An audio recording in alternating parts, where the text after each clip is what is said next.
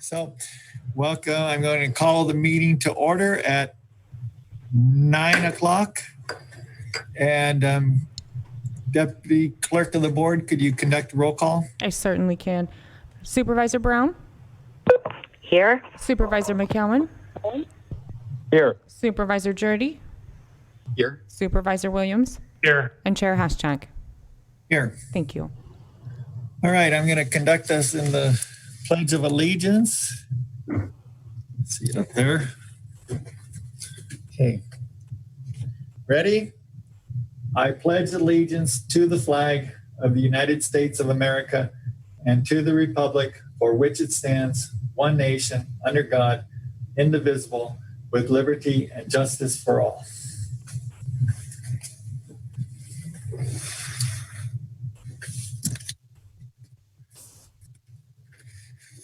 All right.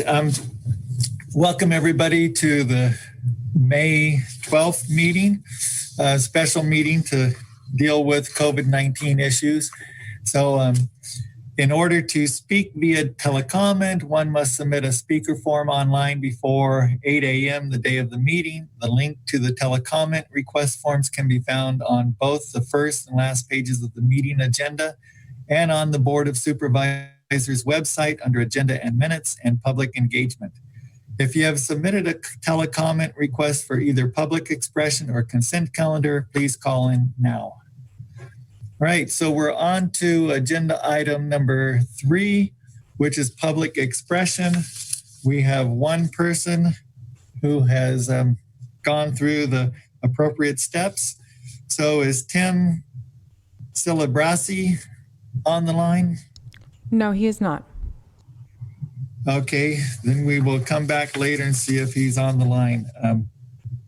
So we'll move on to agenda item 5A, which is discussion and possible action, including an update associated with the novel coronavirus, COVID-19, including possible direction regarding essential services in Mendocino County, including operational preparation and response, and an update on county continuity of operations and services.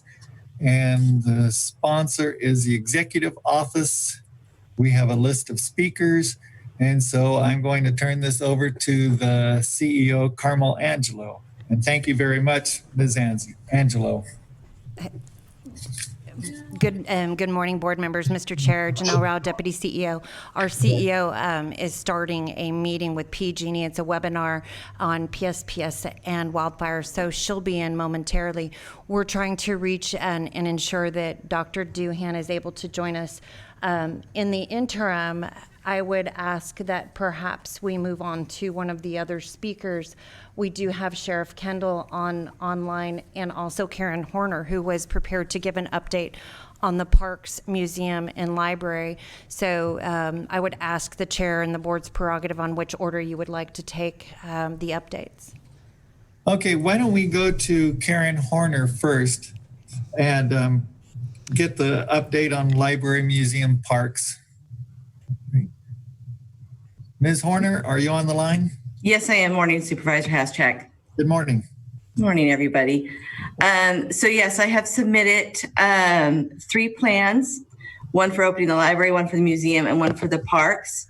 The first plan for the library is to provide curbside delivery services. Many libraries throughout the country are doing this right now, and then we're planning to start that this week. And that will continue through phase 2, and that will continue for the rest of the month of May. And then when we go into June, we will enter into phase 3, and that will go through June, which we will continue to provide curbside delivery, but we'll also have the bookmobile go out and provide some service, of course, with definitely protocols and guidelines in place, and making sure that the patrons are not entering the bookmobile, but we'll be providing them materials, and also then providing a way for people to start returning materials to the library. So this allows us time to quarantine the materials. And then I've also submitted a plan for the museum, which is to open in mid-June with definite protocols in place of how many people are allowed inside the museum for limited hours. So this allows us times to clean in between We've removed all kind of interactive exhibits and seating areas. So really it is to allow people to come in and see the new exhibit. And then also we're also asking to eliminate admission fees during this time, so we don't have to have the interaction of currency with staff. And this allows the public to come in and provide a little recreation, a little break, I'm sure. And then for the parks, we would like to go into effect this Friday, and I've submitted a plan for each of the parks to allow the parks to reopen, the parking lots to open, bathrooms will remain closed, of course, playground equipment, any other high touch surface, basically going off the health orders, but allowing people to walk, hike, individual play, people to access the parks and get more recreation. So if there's any questions. Right. We're going to take the questions at the end of all the speakers. Okay. So thank you. If you'll be around, I have a couple of questions. So. Yes. Okay, that'd be great. Thank you. And then let's see, is Sheriff Kendall and Trent Taylor on the line? They are, and we also have Dr. Doohan now as well. Okay. Why don't we go back to Dr. Doohan then? Okay. Dr. Yes. Doohan? Yes, I'm sorry. I was on a call with the state that just ended. Did you want me to give my Board of Supervisors update right now? Yes, please. Okay, thank you very much. So let me start out the day today by saying that we currently have only 12 cases, known cases of COVID-19 in our county. And I want to clarify that if an individual does not live in our county, but tests positive for COVID-19, they are not considered one of our cases for the county. So we do look at where people reside, and the place where a person resides, that county takes responsibility for that case. So when I say that we have 12 cases in Mendocino County, these are the people that live in Mendocino County and that tested positive in our county. So of the 12 cases that we have, all but one has fully recovered. The one that is still recovering has a few more days to go on home isolation. The 12 cases include the 5 initial cases that we have talked about in the past that all recovered quite some time ago, and then the 7 new ones from Covelo. So that's the 12. There haven't been any new cases attributed to our county in terms of living here and being tested here since the last Covelo case, which was about 2 weeks ago. Regarding the cases in Covelo on the Round Valley Reservation, these were related to travel to the Bay Area by a family member, and all of those cases were in 2 households. So regarding the Round Valley outbreak, to the best of our knowledge, that has been contained with respect to the reservation. And I continue to want to thank the tribal leadership from Round Valley, as well as the Round Valley Indian Health Center, as well as the California Rural Indian Health Board, CRIB, for their excellent partnership and assistance in this outbreak.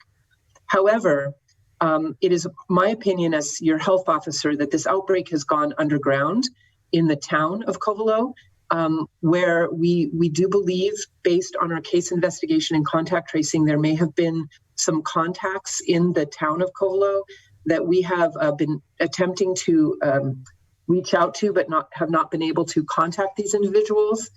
And so what we're doing at this point is that we're going to offer anonymous free testing in Covelo, and we're going to ask for a phone number to be provided so that if a person is positive, we can call them. But this is an effort to break through any barriers that there might be for people being afraid of being tested or afraid of what public health contact might mean if they are having concerns. So we have done 3 rounds of surveillance testing in Covelo to support our case investigation contact tracing. The one was the first 2 were Monday and Wednesday of not last week, but the week before. And the last one was Friday of last week. And none of that surveillance testing has resulted in any new positives. We did find one positive, which if you look at our data that we've been sharing out of that surveillance testing, but this was an individual who was from the original household. So it wasn't an unrelated case. It was related to the first household. They lived in the first household. So this is an example. This individual tested negative initially on the Abbott ID Now machine that the Round Valley Indian Health Center has in their clinic. But this Abbott ID Now machine is not meant to test asymptomatic people due to it being low sensitivity. So it wasn't unusual that we would find a positive come up later after this individual initially tested negative because he was asymptomatic. Anyhow, this is all to say that in Covelo, we are continuing to follow very closely what is going on there. And we're really grateful to the California Department of Public Health, who has sent an MD, MPH, so a public health professional physician named Dr. Roz Plotzker, has been sent to us by the California Department of Public Health.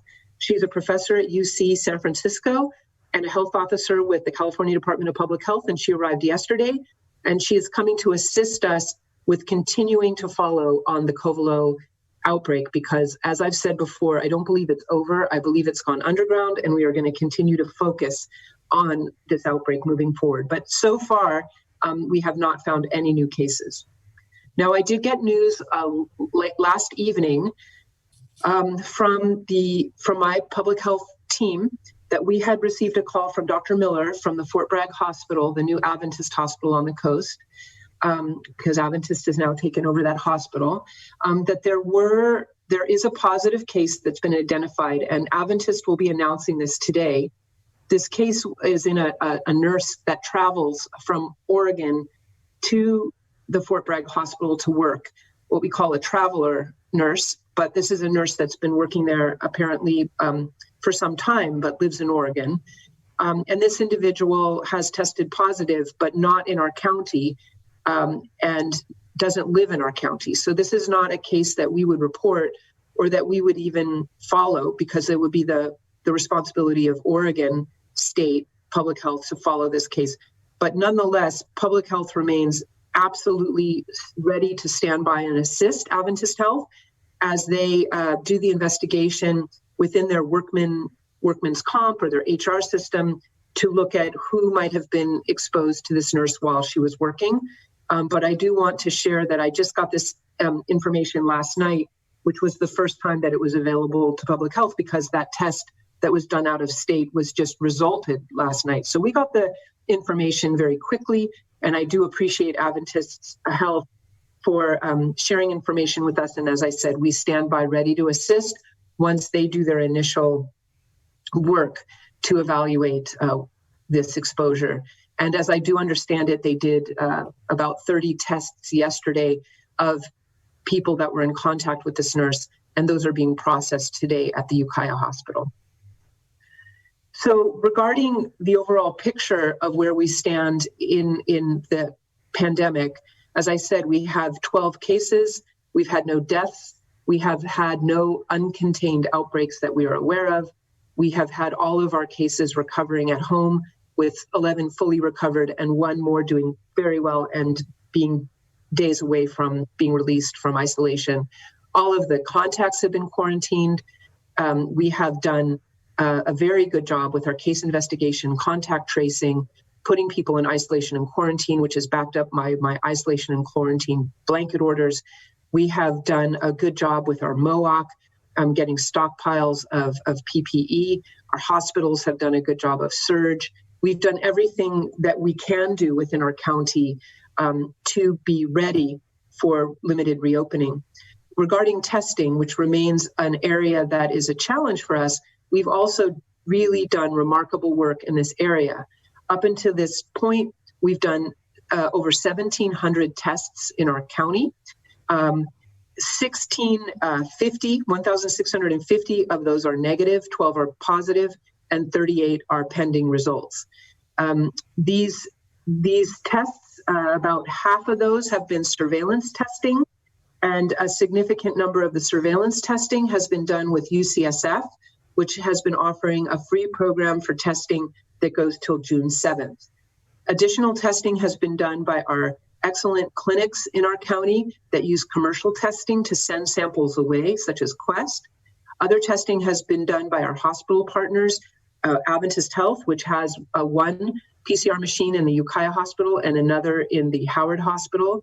Of note, the Howard Hospital machine is an Abbott ID Now, which I mentioned earlier, and the Ukiah Hospital machine is a higher sensitivity BD, called BD machine. The Ukiah Hospital machine has, is experiencing all across the state, limitations about the number of tests that they can do per day because of limitations of the reagents needed to run those PCR tests. So testing has limitations with regard to resources, both on the swabs that are needed to do the testing, the viral transport medium needed to transport that, as well as the PCR machines, and as well as the reagents needed for the PCR machines. On all of those areas, Mendocino County continues to work very hard to increase our capacity. And in fact, Carmel Angelo and I are going to have to step out of the Board of Supervisors meeting midway to meet with the state to continue to advocate for our increased testing. We are living in a context where I do believe we have, because of our strong sheltering in place orders and our social distancing and facial covering orders, as well as blanket isolation and quarantine orders, we have been able to contain the spread of COVID-19 in our county. But we live in an environment where the spread is moving rapidly. In Sonoma, they have 309 cases and 4 deaths as of today. In Marin, 249 cases and 14 deaths, with these 14 deaths being largely in skilled nursing facility residents. Regarding the Bay Area, the Greater Bay Area, there's nearly 10,000 cases and 337 deaths. So we are in a very sensitive area because we're surrounded by the pandemic, and we've been holding the line with the firewall that we've created by our excellent practices in Mendocino County. There is some good news coming out in terms of increased technology for testing. There's a new antigen test, which is like, if you think about a flu swab, a rapid flu test that you can go into clinic and get, that has been approved by emergency operation by the FDA. This is a lower sensitivity test, but can help with initial screening. And anyway, it's not available yet in our county, but this is a positive development that we are hopefully going to get soon. It's just been announced this morning on the call that I was just on. They're all medication, remdesivir, which has being distributed by the federal government through the MOOCs. This was just announced this morning as well. That's actually news from last night that remdesivir will come through the MOOCs. And this is in very short supply. It is not a cure for COVID. It's like Tamiflu for influenza. It shortens the duration and possibly the severity of the disease. So we have some bright spots regarding possible new test capacity and a possible helpful treatment. The antibody testing that many of you have heard of is for research purposes at this time. It is not approved for diagnosis and cannot prove somebody has immunity. And then there's a lot of other tests that are not FDA approved, and well, no tests are fully FDA approved at this time, but there's other tests that are not with emergency authorization from the FDA that we hear about all the time that are just not ready for use. So I wanted to spend some time talking about surveillance testing because we are, as you know, have entered all together in California on Friday, entered the new stage of the pandemic, stage 2. This was signaled by the governor and the health officer for California, Sonia Angel, on Friday, that we have all entered into stage 2 of the pandemic. And so with this entrance, it's a very cautious period of time because it's a limited entry, and the entry is in 2 phases to stage 2, the initial stage that we've all entered together, and a later stage which requires attestation, which I'll be talking about in a minute. So with regard to stage 2, I do want to highlight that the governor is leading on when we can enter the stages. Stage 2 was just Friday. Stage 3 which is when we get to open up higher risk activities. We don't know when we'll enter stage 3, but from everything that I've been hearing, this won't be till the end of the summer. I don't know, but this is the indications that I've had, but it's certainly not going to be June 1st, which I know some people have hoped for. Not that any indication that I've had that it would be that early. And stage 4 is when sheltering in place ends. So we are still sheltering in place. We still are supposed to stay home to the extent possible per the governor's orders, but we are limited reopening with lower risk activities. And we do expect this to introduce the COVID disease into our county. We expect that when we do limited reopening, we'll have more cases. And that's why we've been preparing so hard over the last greater than 100 days for limited reopening. Regarding the stages and what's allowed, please do look on the governor's resiliency roadmap, which has some very good information about what is contained in the different stages of this pandemic. And I've also put on our county website a grid which shows a green, yellow, and red activities. And these are meant to go along with stage 2. These are from the governor. And what you'll see in there is that there's some activities in stage 3 which are not being expected to be open during this current phase 2 of the pandemic. In phase 3, this is from the governor, and I've put this on our website as well under this yellow, green, red grid. In stage 3, which it would be red because it's not allowed now. So the yellow, green, red, or green, yellow, red refers to now in phase 2. When you look at the red category, which is for phase 3, you will see that lodging for tourism or leisure is in the red category. In other words, phase 3. In other words, we can't do it now. And this is coming from the governor. So I just want to highlight that the local health officer is only able to be more restrictive, not less than the governor. And I want to be sure people understand what is coming from the governor and what is coming from me. So we are going to have the ability to do an attestation to allow us to have further limited reopening into stage 2. And that's what I've put in the yellow grid on the website. And for this attestation, I believe my opinion is that it's going to take 2 weeks for us to complete this process.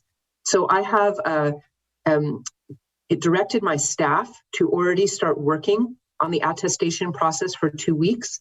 But this is also, we're going to require contribution from the hospitals about their surge capacity, the skilled nursing facilities, about their PPE stockpile. It's going to require documentation from our MOOC, and it's going to require documentation from the health officer as well as the Board of Supervisors. The piece that I see as the weakness that does not allow us to move forward in attestation today is testing capacity. So there's very specific guidelines that we need to move forward with attestation, and that we must be able to do 1.5 tests per 1,000 people in the county. So for 90,000 people, that's 135 tests per day. So we are working hard to get to that 135 tests a day with various partnerships that we have in place and that we're putting in place. But I am going to state that I believe we will be at the place to file our attestation paperwork in 2 weeks, and it's going to take that long to prepare them. For those businesses that have been allowed now to have curbside pickup through the early stage 2 reopening, I do want those businesses to be aware that on the governor's website, on the resiliency roadmap, there are 5 actions that those businesses must do, and this is the language of the governor, before they can do this limited reopening. I'm specifically talking now about retail to curbside pickup, and this is specifically coming from the governor. And so if you look on that resiliency roadmap, you'll see those 5 steps that must occur before a retail can open up business and to curbside pickup. And those include, number 1, a detailed risk assessment and site-specific protection plan. Number 2, they must train their employees in the response to COVID-19, including self-screening for symptoms of COVID. Number 3, they must implement control measures. Number 4, they must implement disinfection protocols. And number 5, they must implement physical distancing guidelines. Now, regarding the disinfection protocols and the physical distancing guidelines, those are outlined in the sheltering in place order that I released on Friday for limited reopening, but also have a great deal of detail on the governor's resiliency roadmap that's online. So regarding communications for the pandemic, I believe this is a top priority more than ever as we enter into limited reopening, given that we don't have a vaccine, given that we do not have a curative treatment, given that we have limited testing capacity. Our major weapons at this time are old-fashioned 1918 approaches to a pandemic. And I say this not, I say this with a heavy heart, really, that here in our year, 2020, we are still using old-fashioned 1918 approaches, but they're very powerful. These approaches include conserving resources. So we want to be very careful of our personal protective equipment for our healthcare workers, for example, and you'll see this conservation of resources in my medical masking order that was released on Friday. It also involves staying home when we're sick, and that also is in the sheltering in place order. It also involves being good neighbors and taking care of one another as we can, even with social distancing, and planning for the long haul with this pandemic. As we know, we're only entering stage 2 in the initial phase of this pandemic, the initial phases right now. So we can slow the spread and flatten the curve through those things that we are doing now, sheltering in place, washing our hands, social distancing, wearing facial coverings. All these things are effective, as well as the case investigation, the contact tracing, the surveillance testing that we're doing, the hygiene protocols. All of these are very effective, and to the extent that we do cooperate as a county and we continue to follow these protocols, we will have protections. So we will be increasingly messaging from public health guidances that hopefully our community will hear. I'm told that some people are not aware we have a facial covering for the public order. Yes, we do. It's online. You can read it on our website. I've been told that people are not aware that we're still sheltering in place. Absolutely. We are still sheltering in place until we're in phase 4 of this pandemic, which will be signaled by the governor. And we do not expect that to happen this summer. So thank you very much for this time to address you, Board of Supervisors, CEO Carmel Angelo, County Council. And that would be it for my presentation this morning, and I'm happy to take any questions. All right, thank you, Dr. Duhan. We're going to go to Carmel Angelo, CEO, right now. Thank you, Chair Hashjack. The only addition I would have is just to reiterate that we do have a couple areas within the county that we continue to work on that is more than just surveillance testing. And we all still need to be vigilant, as Dr. Duhan says. Mendocino County offices, for the most part, do remain closed to the public. However, any member of the public can call ahead and make an appointment or call the office to be sure that they are closed. Some of the county offices are hoping to open, and we certainly know the Treasurer's office is available for business, and so is the Assessor's office. We are looking at our museum, our libraries, our parks, and I'm not certain, as I apologize, I was on a PG&E call, so I missed the beginning of this meeting, and I don't know if we've talked about the parks yet. But anyway, as far as county offices, the admin center does remain closed to the public until June 1st at the earliest. However, we're doing everything we can to make sure that all county services are available, even with the front offices closed to the public. All of our emergency services, 24/7 services, do remain open. So that is really all I have to report today, so thank you. Okay, thank you. Yes, Karen Horner did do the presentation on the library, museum, and parks. Okay, and going on to Sheriff Kendall and Trent Taylor from Code Enforcement. Good morning. Good morning. Can you hear me? Yes. Okay, so basically we're still continuing to have some task force individuals out, just making contacts and providing education. Both Trent and I have discussed this numerous times. We've had very good success with education-based enforcement, and that's what our plan is to continue.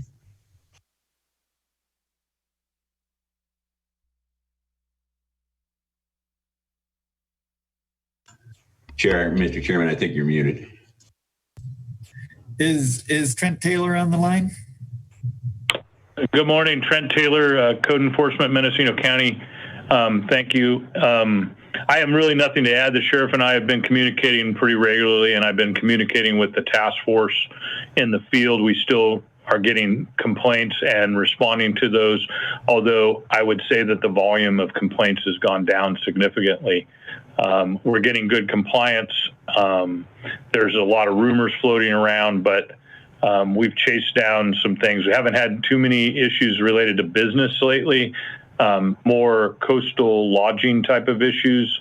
The last one being a couple of hotels or motels down in Gualala that we communicated effectively with management and ownership, and they created a better plan to keep non-essential people from staying there. And if you have any questions, I'm here to answer them. Okay, thank you. And we're going to move on to Deputy CEO Darcy Antle with the fiscal update. Let's see. Ms. Antle, are you on the line? Chair Haschak, I'm not certain I actually have Deputy CEO Antle covering the PG&E call for me. We will go ahead and check. I'm not certain that there is a fiscal update right now, but we'll check. Thank you. All right. So if that's the last of our speakers then. So I'll start it off, and I'd just like to say for the supervisors, what I'd like to do is follow our protocol in having 5 minutes per speaker, and we can have 2 rounds of that. And if at the end of those 2 rounds, people want more time, then we can vote on waiving the procedures that we have adopted. So with that, Mr. Chair. Yes. Thank you. Rule 19 applies to board discussion. I do not believe it applies to questions of staff. So if you're suggesting we can have no more than 5 minutes to question staff, 2 rounds of that, I don't believe that's a rule that we currently have. I believe the rule is once discussion is brought back to the board, then Rule 19 applies. Perhaps County Council could confirm or correct my belief. Thank you. Well, if we could just keep it to that and try to adhere to that, and then everyone can get a turn, that would be great. I'm not saying, okay, so we can deal with it after 2 rounds, and we can certainly go on if we have more questions, if that's how the board feels. So I'd like to start it off with, there's a concern about this whole attestation and not having enough testing capacity. And so we aren't going to be able to meet the attestation because we don't have the testing capacity. We're in what the governor calls a testing desert. We're trying our best to get more testing done, results coming from Sonoma, from Richmond, from UCSF, and other places, but we aren't able to get to that 135 tests that we need. So I feel like we need to write to the governor and tell him our situation, that it's beyond our control and that we need the state to step in and really help us increase our testing capacity. Otherwise, we are not going to be able to meet this attestation. And I feel like without the proper amount of testing, which I totally agree with the public health officer in that the testing will tell us where we are, what our status is as far as COVID-19 cases. And so I think that we need to send a letter to the governor as a board stating that we need them to come help with the testing, whether it's sending in a mobile testing unit or providing us with more opportunities to get to that 135, but we're not able to do it ourselves. And I'd like to make this contingent upon the phone call that CEO Angelo and our public health officer, Dr. Duhan, have at 10:30, because that's with the state, and there's a possibility that, well, that will result in something. But if it doesn't result in something, I would certainly like to send this letter with the board's approval. And with that, and I'd also like to send a letter to the president, because I think that we, as California, we're part of this great country of ours, and yet we don't have a strategic plan for the testing, even though the president says we have all the testing we need. But that's certainly not true in our case and throughout a lot of this country. So I'd like to see a letter go to at the national level to the president too, to state that we don't have the testing capabilities that we need to really reopen our economy and be safe about it. So with that, I'm going to go to Supervisor Jurdy. Well, following that thread, I'd like to ask Dr. Duhan if a letter, I would support a letter like that, obviously. But yesterday in a meeting with the lodging industry, you also mentioned that the testing equipment that Adventist has at Ukiah actually is an important piece of equipment, and that if they had additional reagents to continue to use the machine, they could potentially be part of what fills the gap in that 135 tests a day capacity that we need. So maybe Dr. Duhan could just describe that a little bit in greater detail, and how that might add to the capacity that I think you said we're trying to acquire through the state health lab in Richmond and other places. So maybe you could just kind of fill in the gaps there. Yes, thank you. So I do believe that in 2 weeks, we'll be able to complete the attestation process, including that we will be able to achieve 135 tests a day.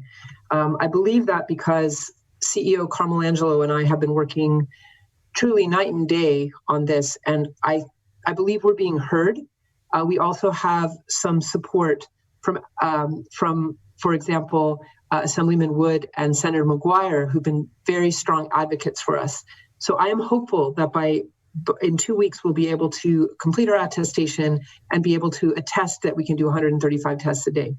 Regarding the Ukiah, Adventist Health Ukiah Valley PCR machine, the BD machine that can test can test COVID, it is true that they could, if they had the reagents for that machine, they have generously offered to do free testing to support the public health department to get us to that get us closer to that 135 test a day benchmark. I believe they could do 70 tests a day for us.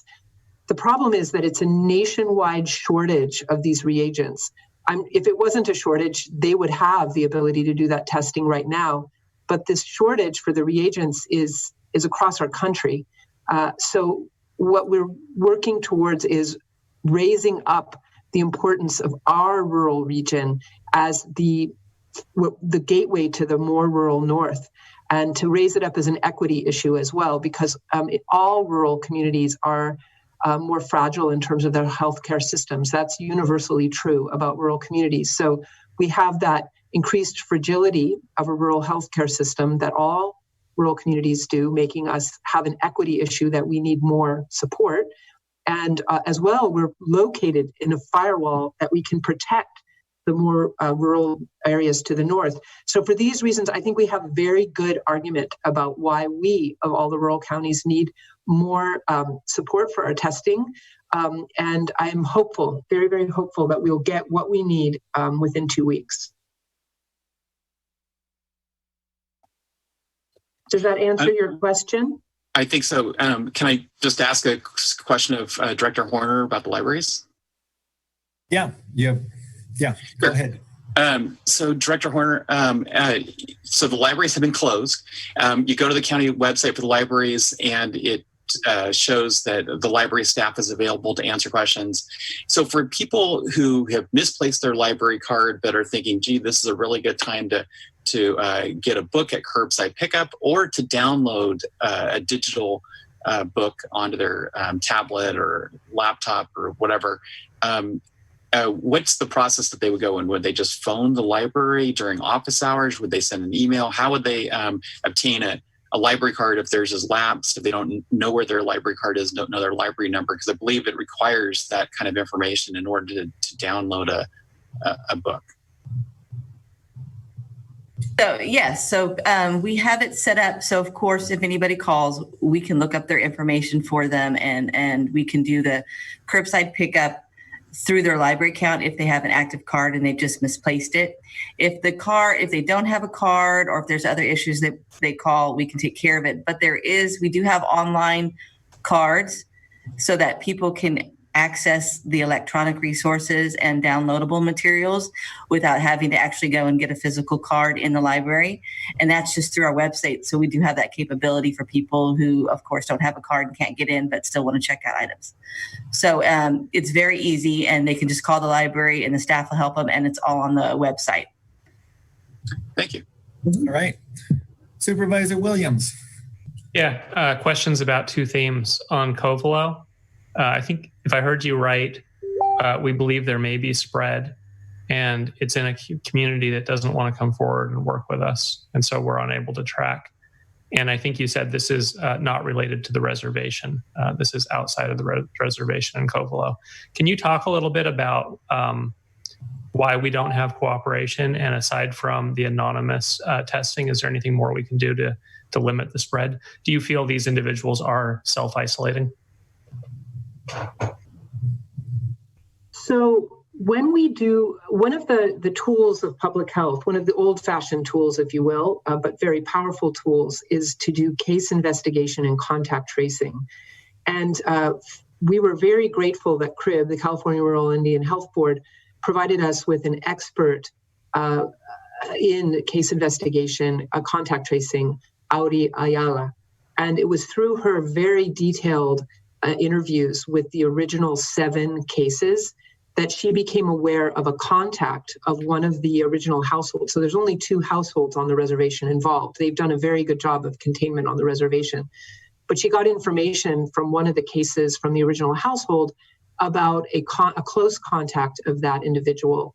And so we've been working to reach out to that close contact who we have heard has been sick, but we've not been able to make contact. So I think that there can be many reasons for that, why a person might not want to make contact with public health. And we are working through that by messaging widely that the testing we'll be doing, which is tomorrow. If I didn't mention that, we're going back up tomorrow, will be anonymous. It will be free. And all that people will be asked to give is their phone number so that we can tell them if they're positive. I can't reveal more information than that about this individual because we don't know. We haven't been able to contact them. But we have heard that they were sick and that they were isolating during their sickness. But if we're not able to contact people, we can't complete the case investigation contact tracing. And this is one of the reasons why I've been very, I have not released information about cases early to say exactly where they are, because then they wouldn't trust public health. So that was what happened in Wallala. I got a lot of pressure to release that it was in Wallala, which I didn't do until, it's now been many months later, actually. And we've done surveillance testing and seen that there was no outbreak. And actually it was known. It ended up being known that it was Wallala, but that's why I protected it. So I don't want to say anything more than what I've said, because we still are working very hard up in Covelo to build trust and to assure the people that their privacy will be maintained and that public health is only focused on the health of the community. We are not looking to get any information that, for example, might lead to somebody being reported to law enforcement. And on the potential cases in Fort Bragg. One of the affected families reached out to me last night. And I think having traveling nurses coming and going without quarantine periods raises some community concern.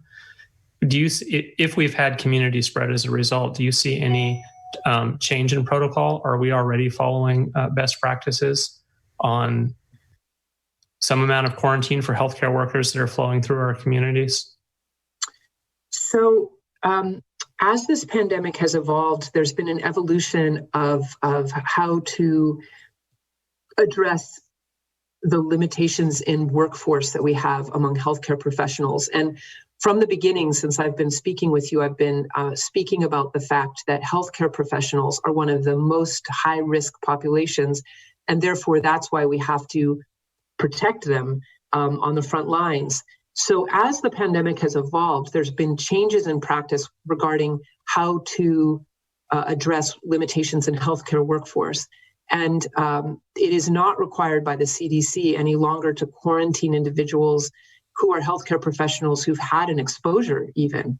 So healthcare workers who've had an exposure to another person of COVID-19, a high-risk exposure, under CDC guidance do not currently need to be quarantined if there's healthcare shortage. So it is up to the healthcare system, the employer, to determine how they are going to handle the healthcare shortages that they might have, and to maintain certain protocols with their workforce. And so I'm sure that Adventist Health has those protocols because there's a large healthcare system. And so they would be following the protocols that they have for their healthcare system. Public health would step in if we saw any violations of what would be standard healthcare protocols, and the requirement to quarantine is no longer in place. So I would say, however, that we do know that there are traveling healthcare professionals that come into the county to work at the hospitals. That's been, in fact, some of the long-standing clinicians that work in the hospitals are from out of county, and that's been the case for many years. So this is not a new situation. It's a common situation in rural communities. And this is one of the reasons why I believe it's an equity issue that we have more testing, because we're more vulnerable. All rural communities have travelers from outside that come in, but it's very concerning.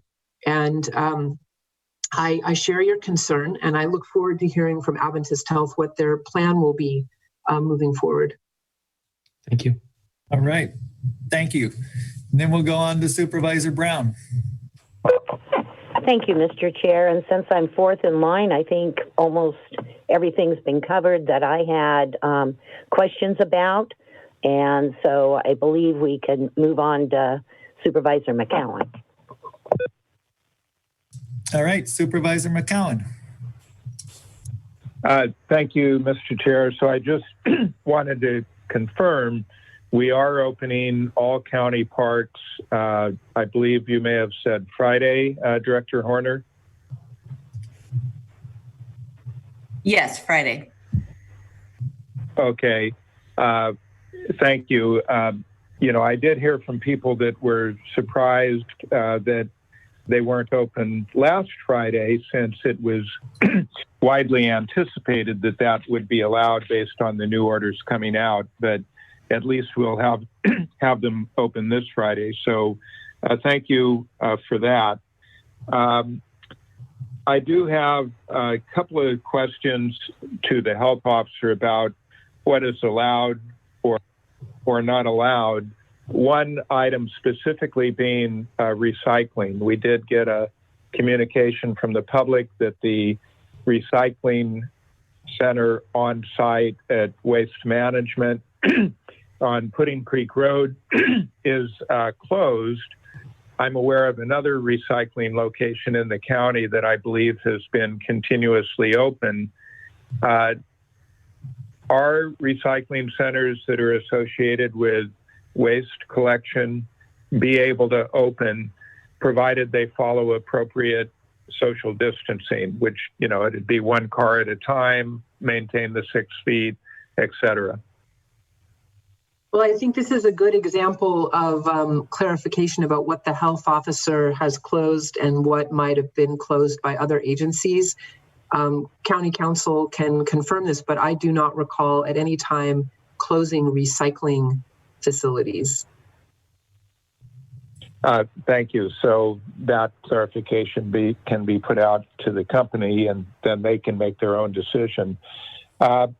Another somewhat related, we have a communication from Jennifer Lombari of Mendo Recycle, and they had been in the practice of doing household hazardous waste location, both at their facility in Ukiah, which is a drop-off, or they would set up drop-offs in Fort Bragg or Willits, for example.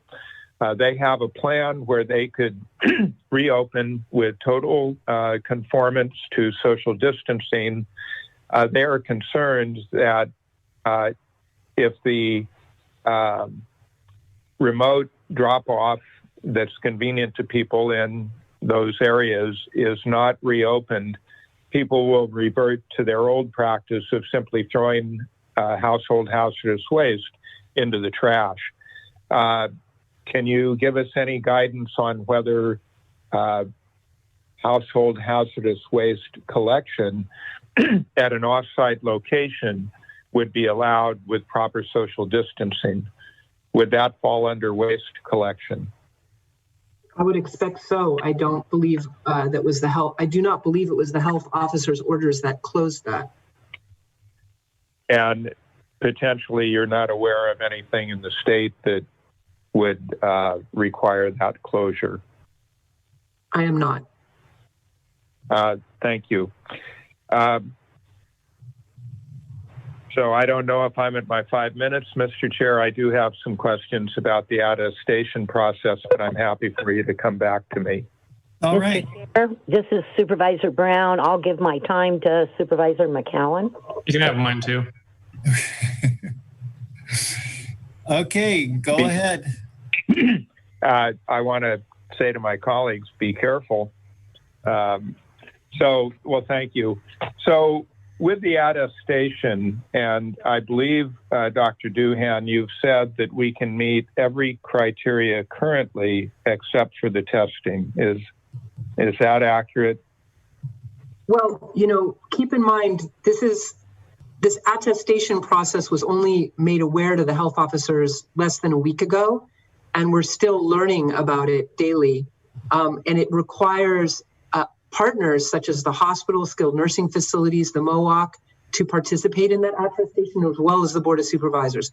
So I don't want to guarantee it, but it's my sense that we can meet the attestation process. But I need to see the reports that all of those different partner agencies would provide before I would be certain. But I do believe it's only the testing that we are currently unable to attest to.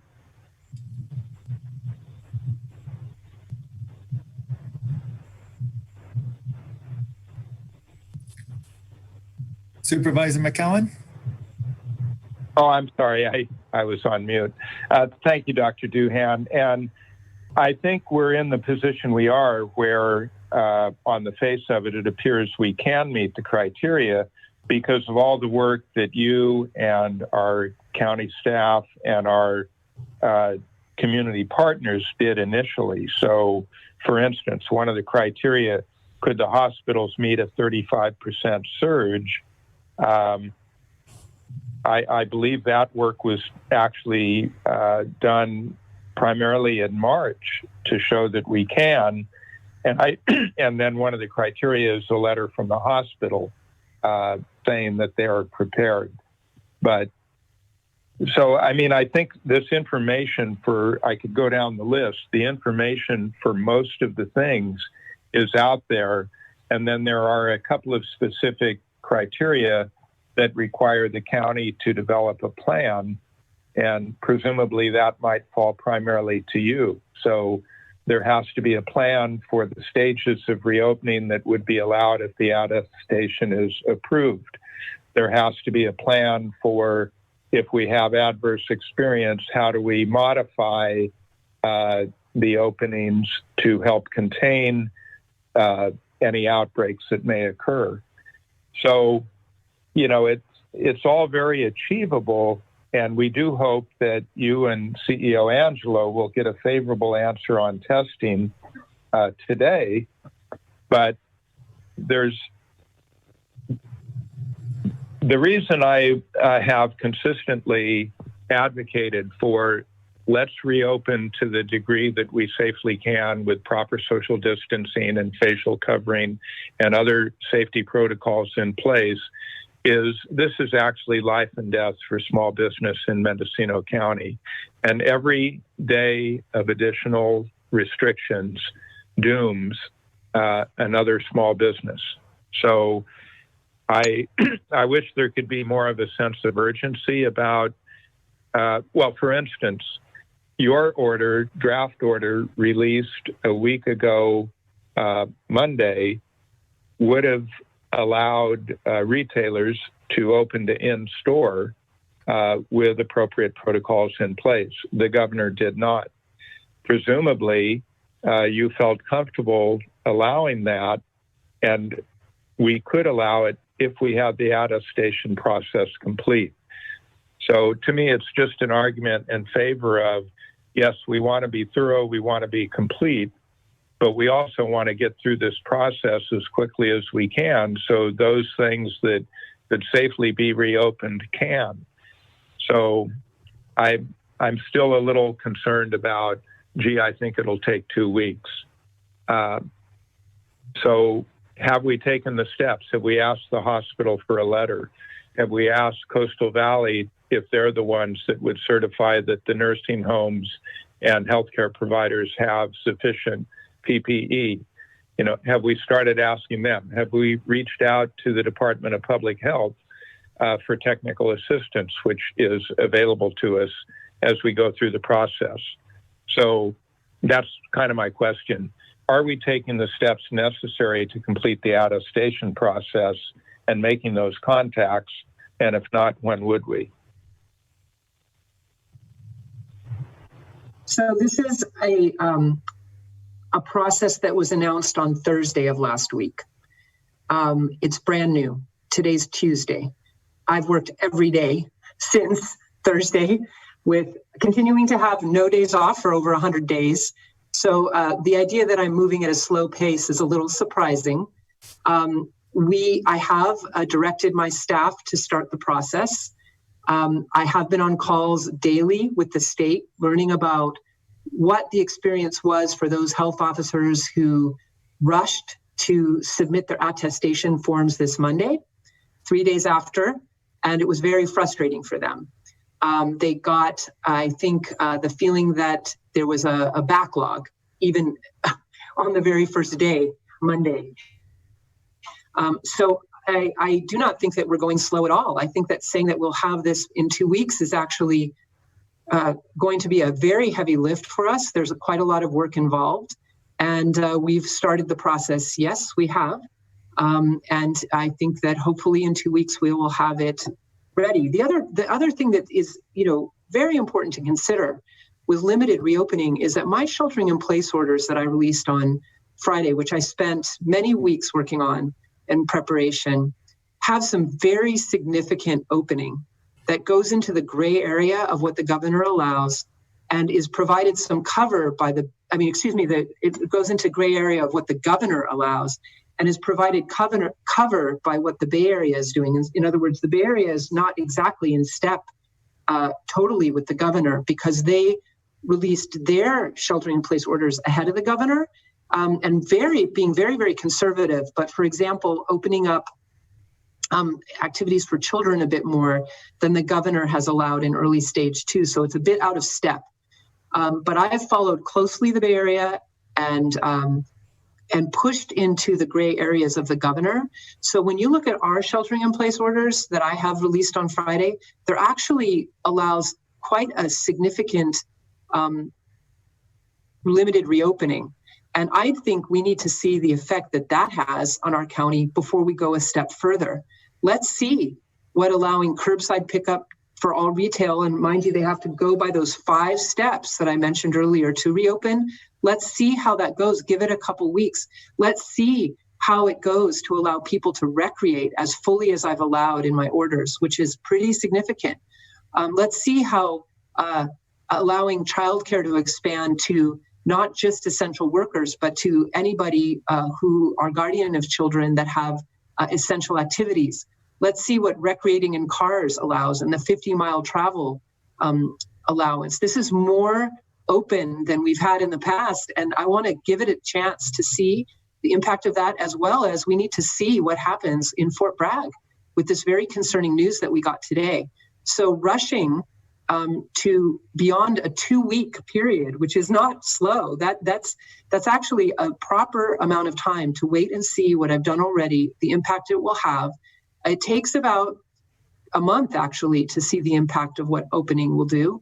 And so I fully expect in 2 weeks to file the attestation, I hope, and that will allow retail to open for people to come into their store, which is, for our small businesses, think about allowing someone from the public to walk into your house. Many of these businesses are small businesses that maybe it's only the owner and their family that run them. And by opening up their shop, they're going to be inviting the public into it's like their home. So they need time to prepare. And that's what I think this 2 weeks will give the retail, is time to prepare for the public to enter. And in the meantime, curbside pickup is allowed. All right.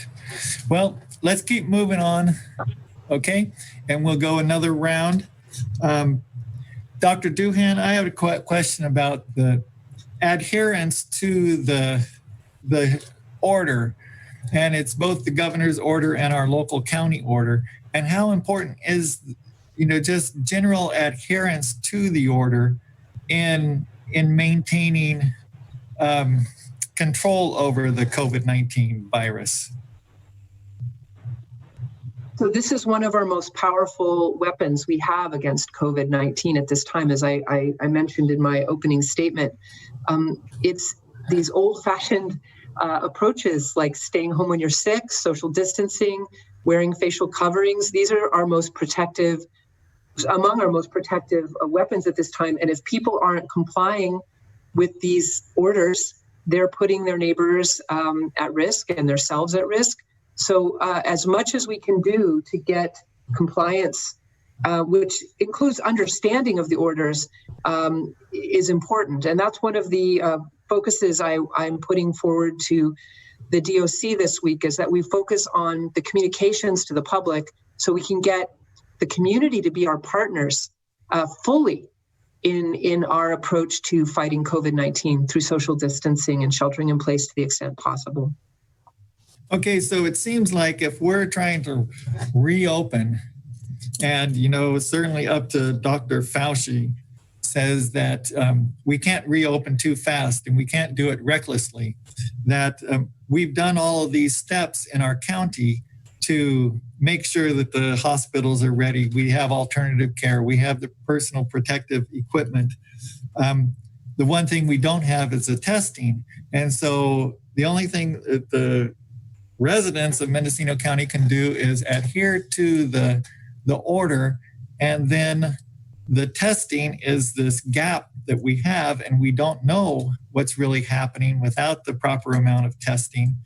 So it's kind of like we do the best we can, but we're still shooting in the dark. I think that's absolutely accurate. And I would say that people know when they're sick. And in general, people who have COVID do get sick, and that's when they're most infectious. So people staying home when they're sick is effective.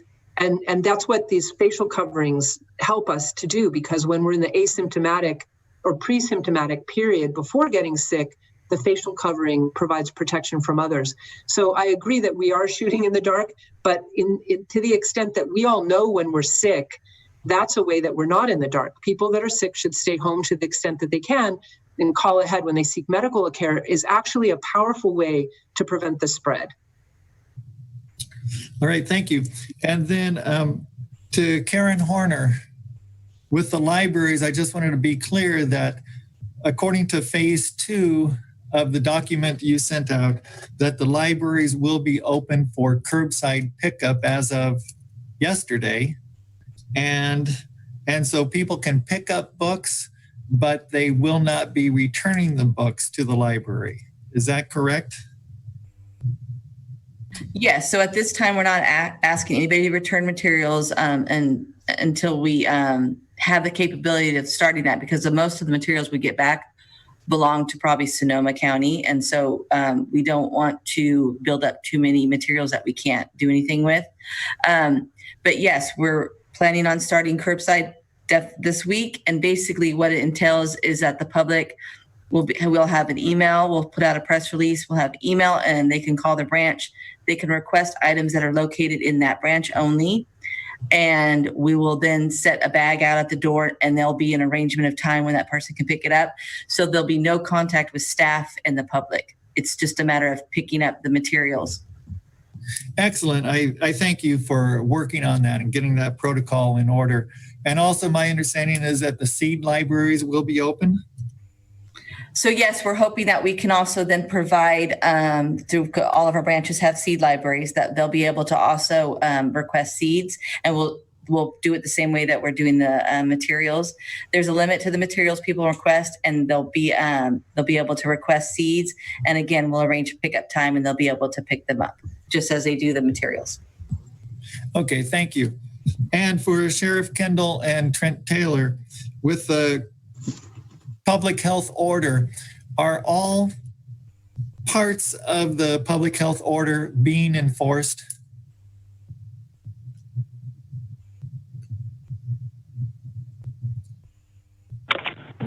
This is Trent Taylor, Code Enforcement.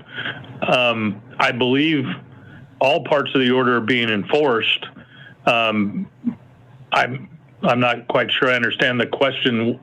Is there a particular question about what may not be being enforced?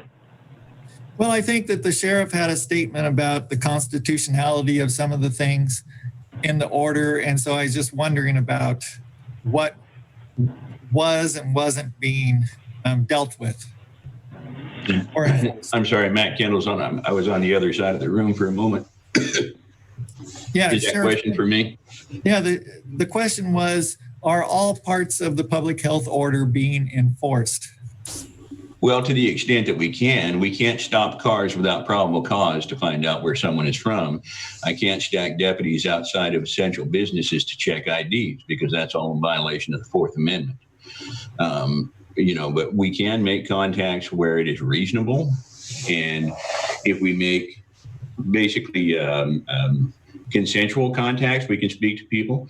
We're not allowed to search them for identification. We're not allowed to do things like that without probable cause because that is truly a violation of the Constitution. Okay, thank you.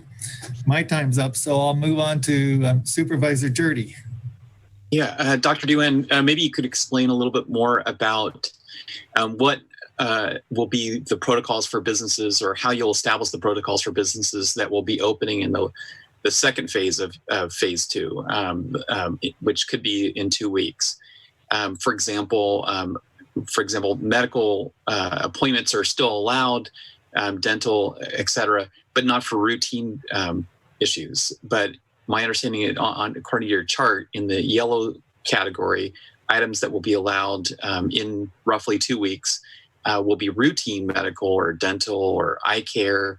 It says massage, acupuncture, and then it goes on to personal services such as landscape gardening. So what is it that those businesses will need to provide, or those industries to provide to the county, so that you can be sure that they follow a good set of safety protocols and have that in place between now and 2 weeks from now, or roughly 2 weeks from now, when they're allowed to open per the state authority? Thank you. That's an excellent question.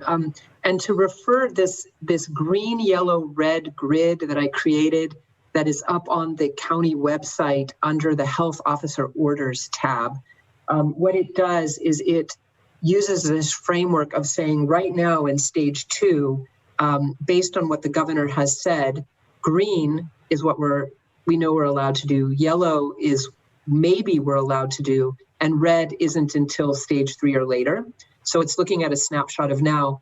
A number of those things in the yellow area, I'm still needing clarification from the state. So I don't want to indicate that everything in the yellow that we know will be allowed in stage 2, later stage 2. Again, this all was news on Thursday, and we're all the health officers are still trying to understand what is going to in fact be allowed in later stage 2. So that yellow box it's still some uncertainty we need to learn more about.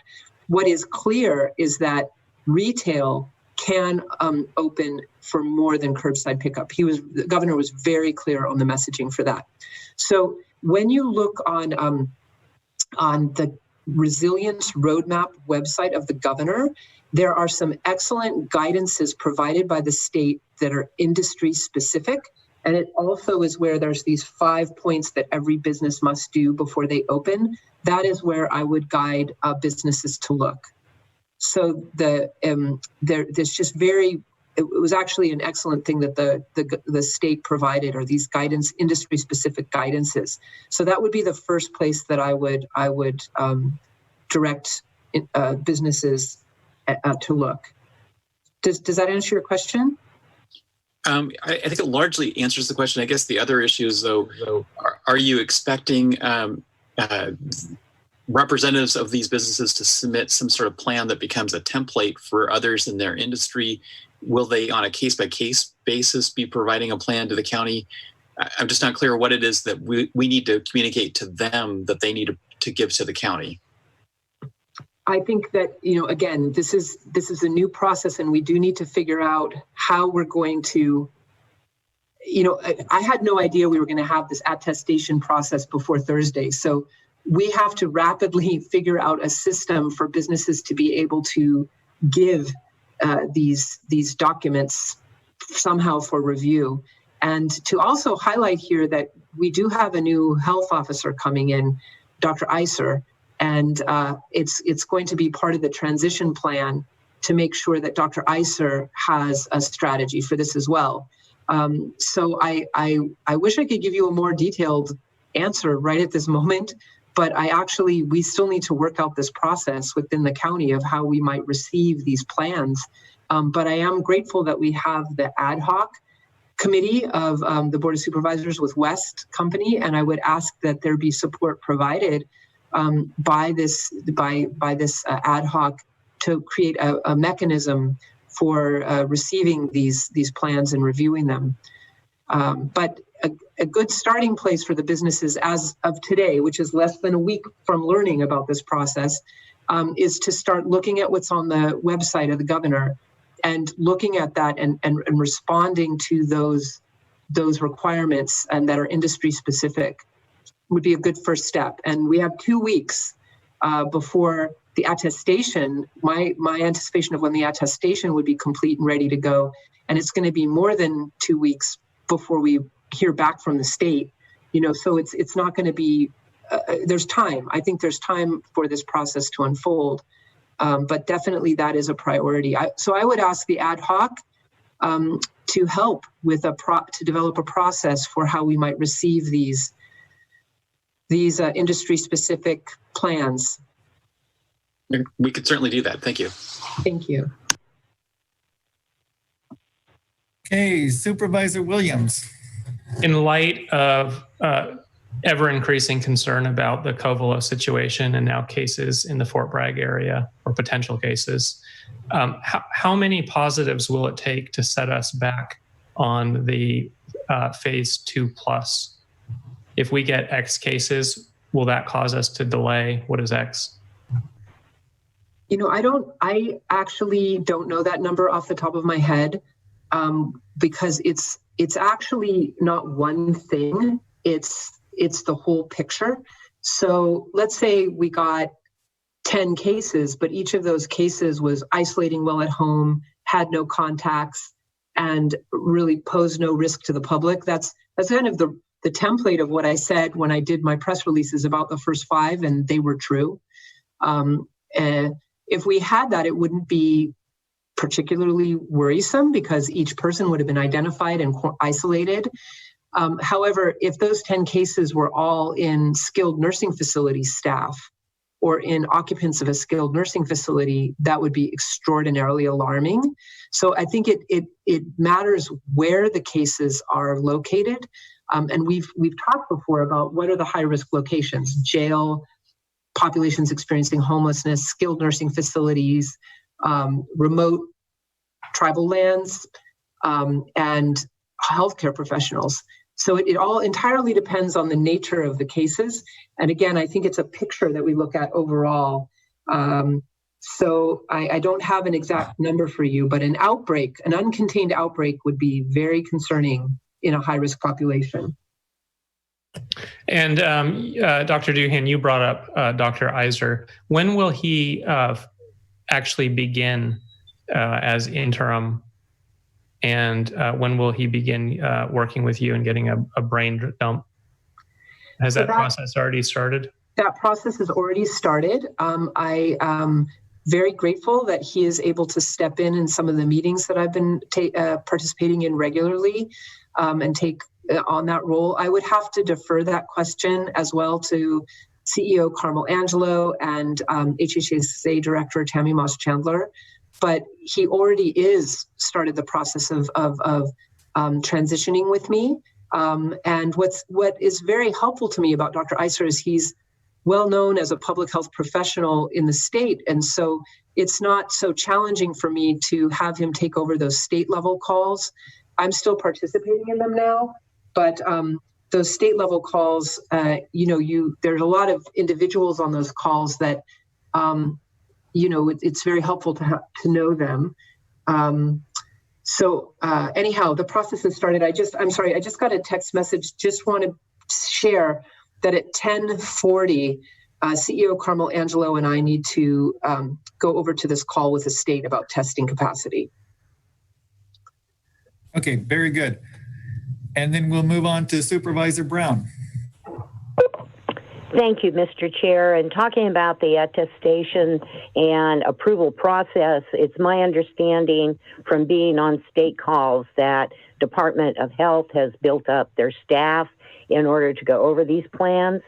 The 3 or 4 counties that got theirs in very quickly, I believe they were all denied because the actual plan was not worked out as complete as the state wanted to see it.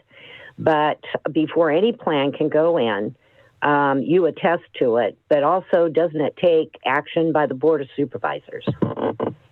Yes, Supervisor Brown, I was on a call last night where I was hearing from the health officers that had, put in their attestations, I think yesterday. And I did hear from them that it was a frustrating process and that the exceptions that they asked for, I think testing capacity and so on, were not approved. So I did hear also, Supervisor Brown, that type of essentially a frustrated response. Yes, it requires the Board of Supervisors to sign off on, I don't know what the exact language is, but it's essentially to endorse, from my perspective, the attestation of the health officer. And then that attestation becomes a public document that's posted on the California Department of Public Health website. So this is something that the health officer is putting their reputation and their expertise behind to say that I believe this county is ready to further open, which is why I am saying that I want to see what happens in these next 2 weeks when we've had the first phase of limited reopening to evaluate. But I do feel hopeful that we'll be able to go further with into stage 2 with the attestation, but it does require the Board of Supervisors to endorse. Thank you. Thank you. That's all.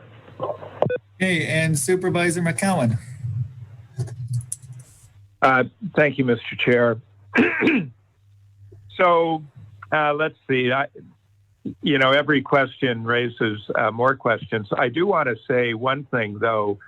The state at this point doesn't appear to care about the characteristics of an outbreak.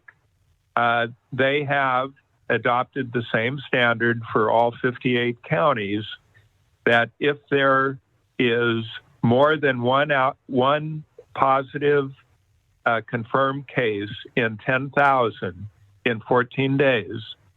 So for us, potentially 9 cases would be slightly over that 1 in 10,000 in 14 days. We would not qualify for the attestation, or if there was 1 death in 14 days. So you look at a county of LA, they actually have to comply with that same standard. And I think the state's been getting some pushback. What is the science of 1 death in 1 death, period, in your entire county? But those are the criteria. It's 1 in 10,000 cases in 14 days or 1 death in 14 days. And, you know, I'm as concerned as anyone that everything we do be done as safely as we can. I guess I might ask to that point, are you aware, Dr. Duhan, of anything in the state order or the local order that would require retailers to install plexiglass screens between their cashiers and the public? Well, let me first answer that.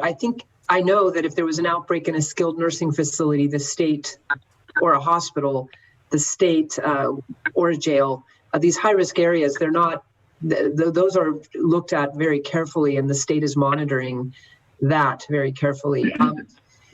I'm not aware of a requirement to install plexiglass shields. No.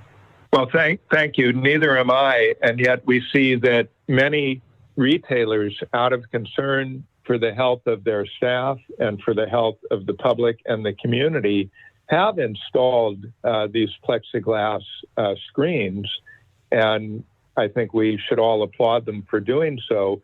The point there is that the businesses have given a tremendous amount of thought to how can they safely reopen.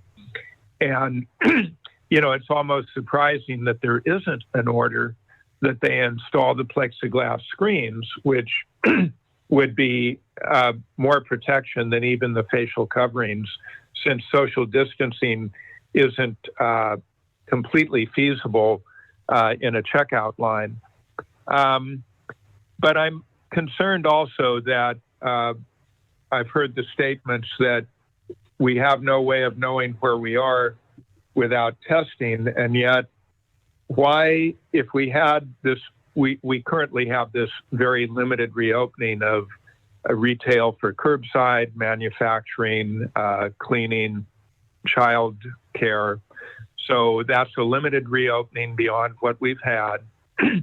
But given that the interactions we would expect from those reopenings are very similar to the interactions that we've already been experiencing with the retail and manufacturing that were deemed essential businesses, why would we think that our experience over the next 2 weeks would be different from our experience over the last 2 months? Well, it's actually pretty significant. We've opened up retail to curbside pickup, which means all of those people in stores that decide to do that are going to be having interactions with the public. Also, recreation has been opened up substantially. Parks are opening. In my golf is open. Surfing's open. People can recreate in their vehicles. They can drive 50 miles. There's live streaming of events with 12 people being able to lead the live stream, people being able to participate in that from vehicles. It's quite a lot of opening. And I think we need to see how that goes and what the impact is going to be on our county. So I would disagree that there's not much of a change with this sheltering in place order I just released on Friday. I also, there's the ability for children to play and to not have social distancing. That's going to introduce the virus, we know, to the extent that parents allow them to play together. So I would disagree. I think that we have yet to see. It was only released on Friday. I actually haven't heard any reports about how the weekend went, Mother's Day weekend went, given the substantial opening up of recreation. I would be interested to hear that. but that was a significant change in this order. All right. Thank you. Well, I have more questions when you're ready to allow them, Mr. Chair. Yeah, if we want to go another round, we can certainly do that. So we have about 15 minutes before Dr. Duhan and CEO Angelo have to leave for this call, and we're going to take a break. What I'd like to know is if the board is in agreement in sending a letter to the governor and the president about this disconnect, well, certainly to the governor about the disconnect between the requirements for attestation and the capacity for testing that we're being, we are very frustrated on not being able to attain that level at this point. I think a letter to the governor expressing that would be good. And so I want to know if there's support from the board on that. And Absolutely, we do. And also to the president about that we do not have the testing capabilities that need to be done to reopen. And, that's the reality that we're facing. So Supervisor Jurdy, you said you were in favor of that? Yes. Okay, Supervisor Williams? Yes. And Supervisor Brown? Of course, and I think it's a very important step, and I know a lot of other counties are having the same issue, and it's not being heard from our CEOs or our public health officer, so I think it's a very good step to take. Okay, and Supervisor McCowan? Yes, Mr. Chair, I do support that, although I think we will have more information when we return from our break. And I would expect we'll have a report from Dr. Duhan and CEO Angelo on how the call with the state went. I think that will inform the content of the letter. Yes, let's hope it's a positive call. So I appreciate that. Okay, we'll go on for more questions. If Supervisor Jurdy. I'll defer to Supervisor McCowan. Time is short. Okay, Supervisor Williams. Yeah, I hear Supervisor McCowan's opening arguments. I'd like to get clarification on what specific action he would like the county to take in response to these arguments. I agree, businesses are closing. I see photos of businesses pulling out. I hear that our hands are tied by the state in a lot of regards. They've demanded testing. They've demanded testing requirement that we can't meet. We've been begging for assistance. So far, that hasn't turned into action. So with the circumstances as they've played out, Supervisor McCowan, what would you like to see us do next in response? Okay. Let's go down. Let's go on with Supervisor Brown, and then we'll go to Supervisor McCowan, and you can answer that. Okay, Supervisor Brown. Let's go to Supervisor McCowan, but I do have a couple of statements about standards for reopening and an example within the county that I've heard from coastal people about that may be very good to say, here are the standards, look what they're doing, and it's a very good example. So I'd like to hear from Supervisor McCowan based on Supervisor Williams' question. Okay, Supervisor McCowan. Thank you, Mr. Chair. I would like to see us put ourselves in a position to act as quickly as we can to reopen those things that we believe can safely reopen. And I would think in-store retail would be one of those. Dr. Duhan, even with testing capacity at the level that it has been, which so far we've risen to the occasion, we've been able to test the people that we needed to test based on contact tracing to contain the cases that we have identified. We marshaled considerable resources. Thank you, Dr. Duhan, Director Tammy Moss-Chandler, Carmel Angelo, the state, the tribe, everyone involved. We did significant testing in Covelo. We pulled that together on very short notice. So we've succeeded in doing the testing that we had to do. But Dr. Doohan, even with our limited testing, a week ago Monday, your draft order would have allowed retail to open for in-store business. I would think you would still be in support of that if we were able to get the go-ahead from the state. We can only get that if we go through the attestation process, which you say will probably take 2 weeks at the state level, even after we submit. So I would hope the board would have a sense of urgency that we need to move through the attestation process as thoroughly but as quickly as we can. And we believe we meet everything but testing now. So what is the plan for who shall submit each of the individual parts? Who will assemble it into a whole? We know the public health officer will absolutely have final review and approval, but that's what I'd like to see, is a sense of urgency about completing the attestation plan. And one point I'd like, Mr. Chair, perhaps we can give direction. The letter required of the Board of Supervisors is, as far as I know, simply a letter of support.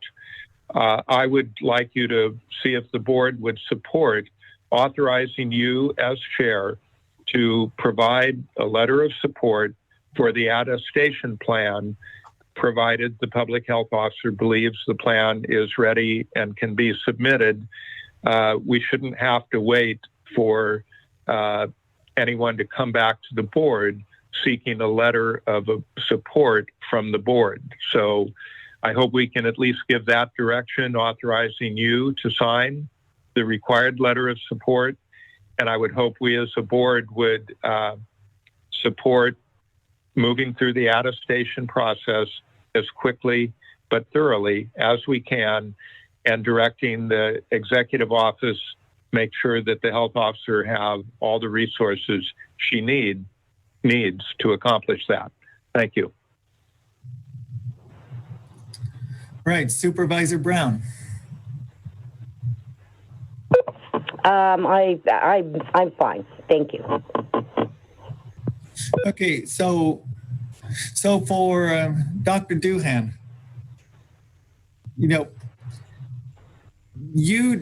this whole attestation process is very new. And I've heard that it takes these different collaborators, the Adventist Hospital, the different entities to provide information to us. You said that you have staff already working on it and that we don't have the testing. Maybe we will soon. But how do you see this process happening? And what are the capacity of your staff to get this going? Yeah, I mean, regarding urgency, I learned about this on Thursday and within minutes had emailed staff to say we need to jump on this. So there has never stopped being a sense of urgency about anything related to COVID. It's constantly a state of urgency and emergency. So we will continue to do what we've been doing, which is work on getting the documents created. I mean, for example, the MOAC has to create part of this reporting, and they're working on it. They have a role. The MOAC has a role with the hospitals, for looking at stockpiles and surge capacity. So we will just continue to do what we've been doing. So I'm sure that after this meeting today, there will be additional meetings on how we can monitor the process as it moves forward with getting the different elements of the attestation together. It's also helpful to learn from our colleagues around the state where there's been confusion, because it sounds like there's even confusion on the level of the state about the process. So we've been told the state doesn't approve or disapprove our attestation on one hand, but on the other hand, we've been told that until they post our attestation on the website, there's some type of a hold period, and the governor is saying yes or no to some of the proposals. So I think we're still waiting to get some clarity about what this process actually involves. But in the meantime, we're getting the paperwork together, and we will continue to do so. And as I said, any support we can get from the ad hoc committee will be greatly appreciated. I would defer to CEO Carmilangelo to also help with me understanding the process for engaging the Board of Supervisors, for example, because we need to do this in collaboration. So with the timeline, is there a possibility that this could happen within the next week before the next board meeting? Or is that just really practically impossible at this point? The question is, could we have a clarity about the process by the time of the next board meeting? Or could we have the attestation completed? Right. I guess the attestation completed, because that's what Supervisor McCowan was asking, that we make a motion right now to approve something that we haven't seen, but with the assumption that it might be completed before. I do not believe that we can complete this before the next board meeting. I am saying I want 2 weeks to complete the attestation. Okay. Okay. So that's understood. And that might give us more information on where we are with testing and all those other components of it too. Exactly. And give more time to see what's happening in Fort Bragg. Okay. Okay. So I think that we can put off this idea about this letter of approval for the attestation until at the very minimum next week. And I would say that I think it would be an absolutely acceptable, reasonable, and doable goal to have, by the time of the next Board of Supervisors meeting, a very clear plan and share whatever part, a very clear plan about how to complete the attestation in 2 weeks. And also we could share what we've achieved in terms of those parts of it that we've already been able to compile. Okay, thank you, Dr. Duhan. I got a message that we do need to take a break because you have your state call right now. And yeah. so and how long will that break be, Mr. Let's Chair? come back at 11 o'clock. Okay, All right? I think that's reasonable. Given the call, and the public needed to hear that. Thank you. Okay. Mr. Chair, I think we might ask Dr. Duhan and the CEO how long they think that call will take. 11 might be optimistic for coming back. Yeah, excuse me, the call will take 30 to 40 minutes. Okay, there's some other business that we can take care of while they're on that call. So we could come back and it's what the board wants. Do you want to just wait until the end of the call, or do you want to take care of other business? 11 o'clock would be fine, Mr. Chair. Thank you. Okay, everyone else, thumbs up if you're all right with that. I'm on board. Okay, very good. All right, so we're on a break till 11 o'clock. Thank you.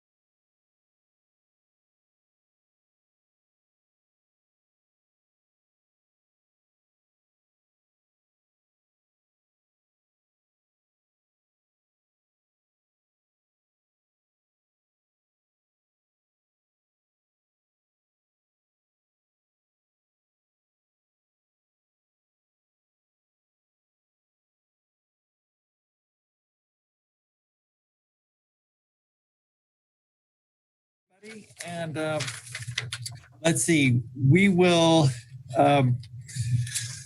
go on to item 5B, and we will come back to item 5A after Dr. Duhan and CEO Angelo come back.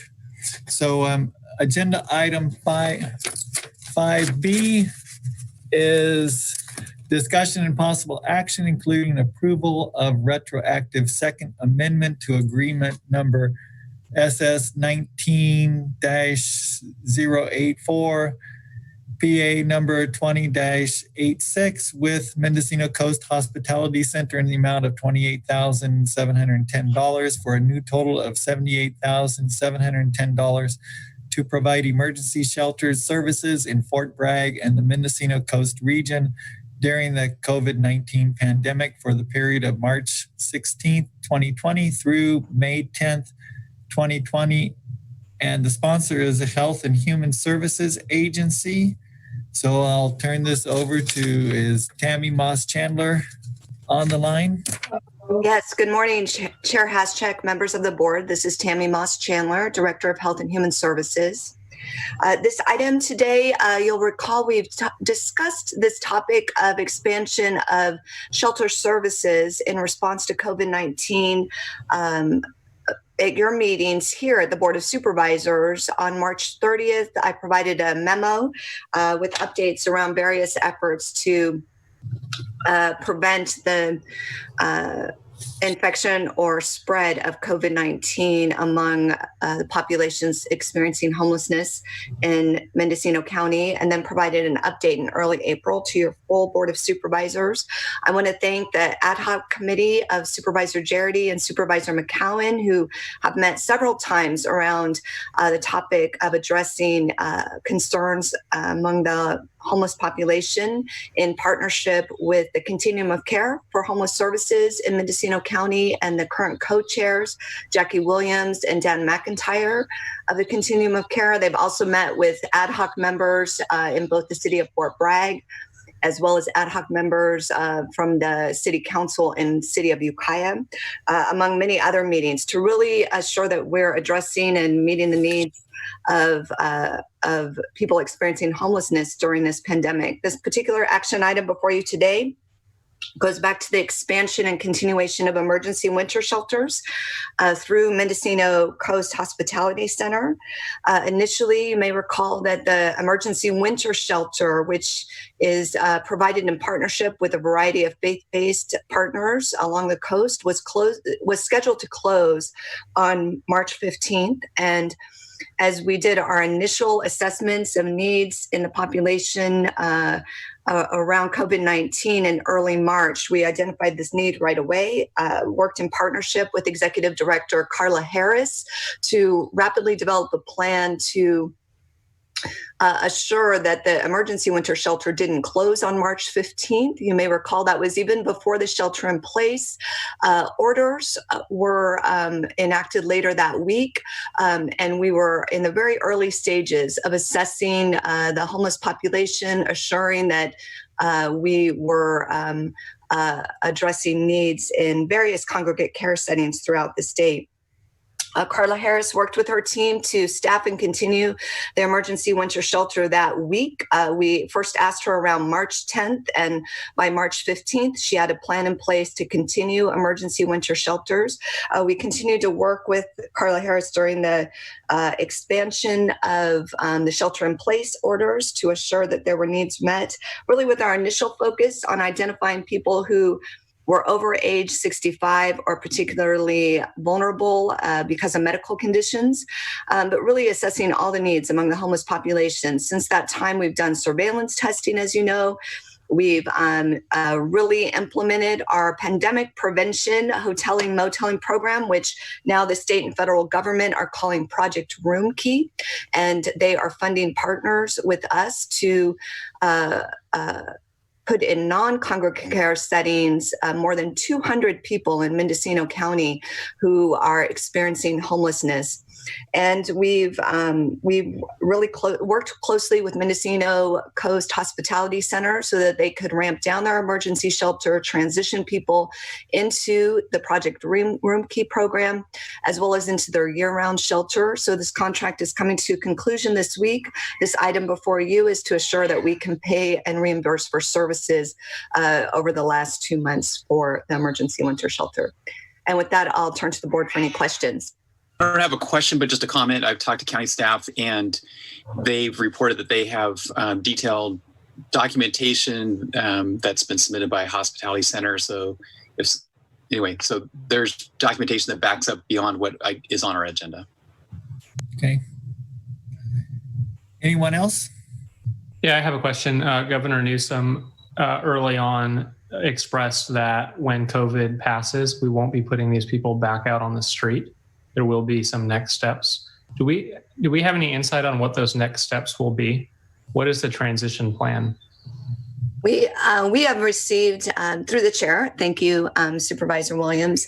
This is Tammy again, that we have not received any details on the governor's plan. What I can assure you is that we are working very closely with our continuum of care service providers.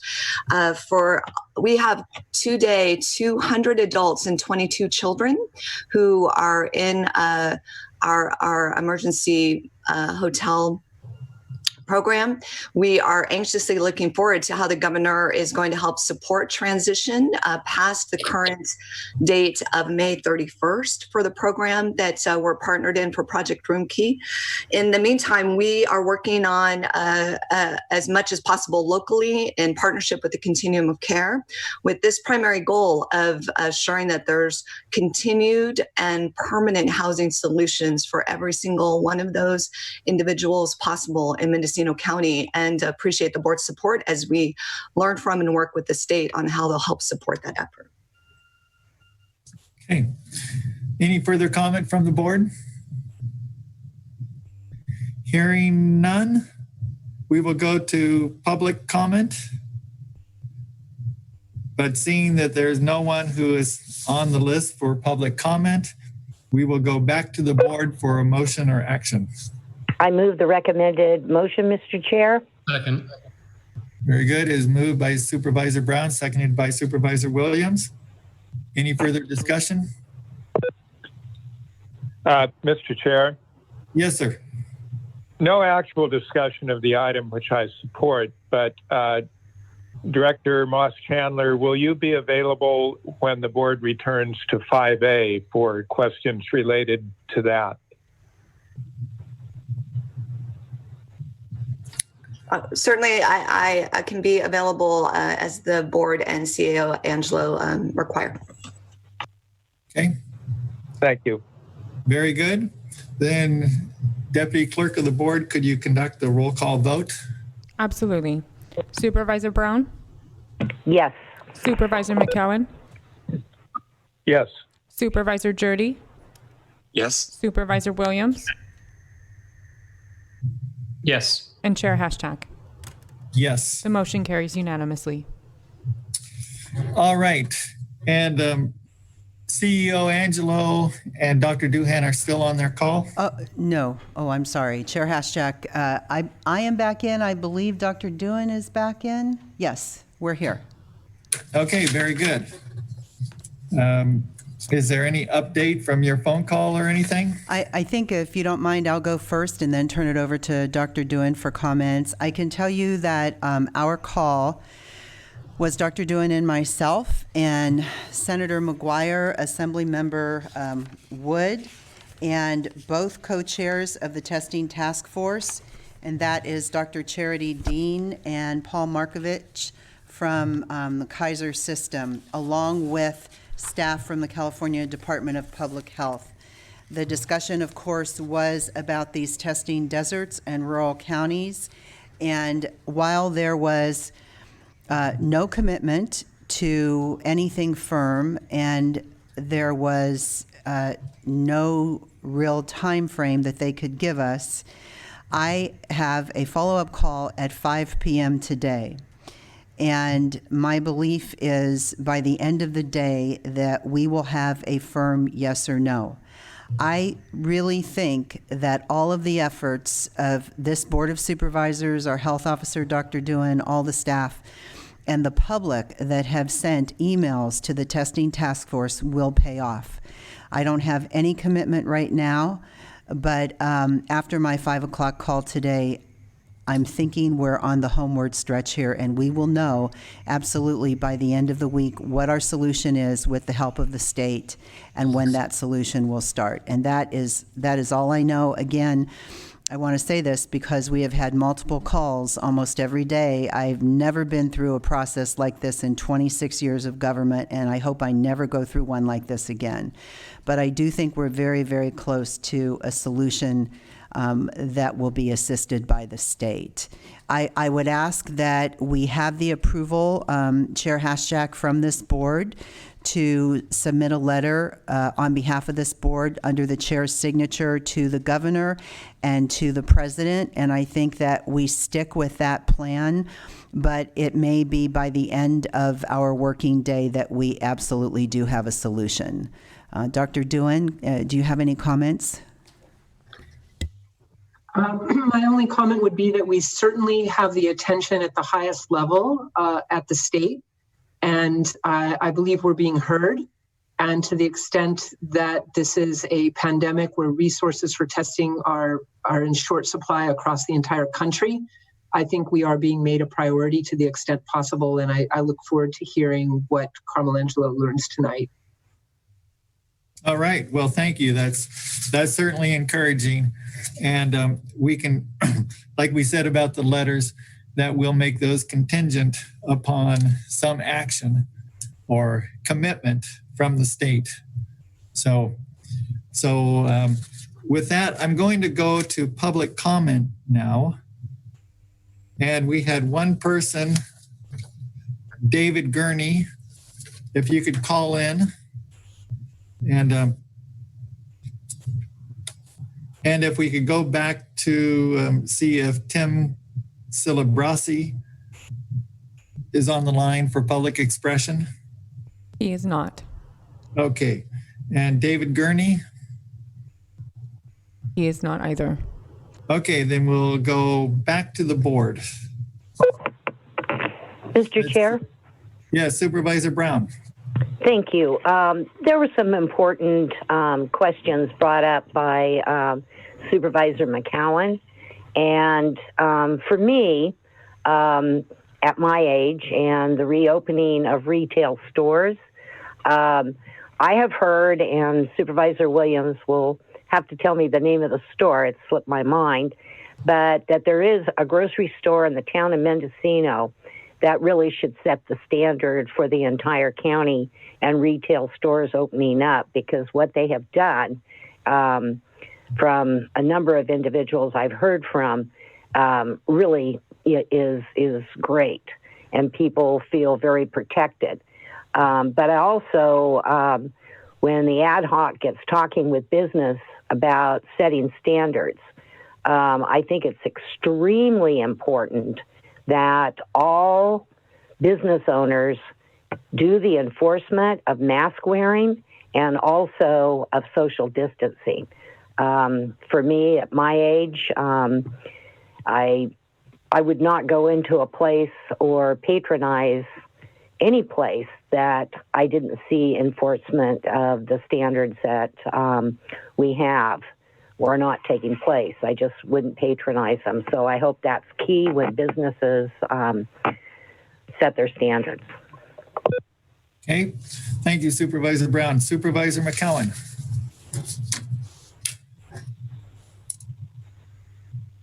Thank you, Mr. Chair.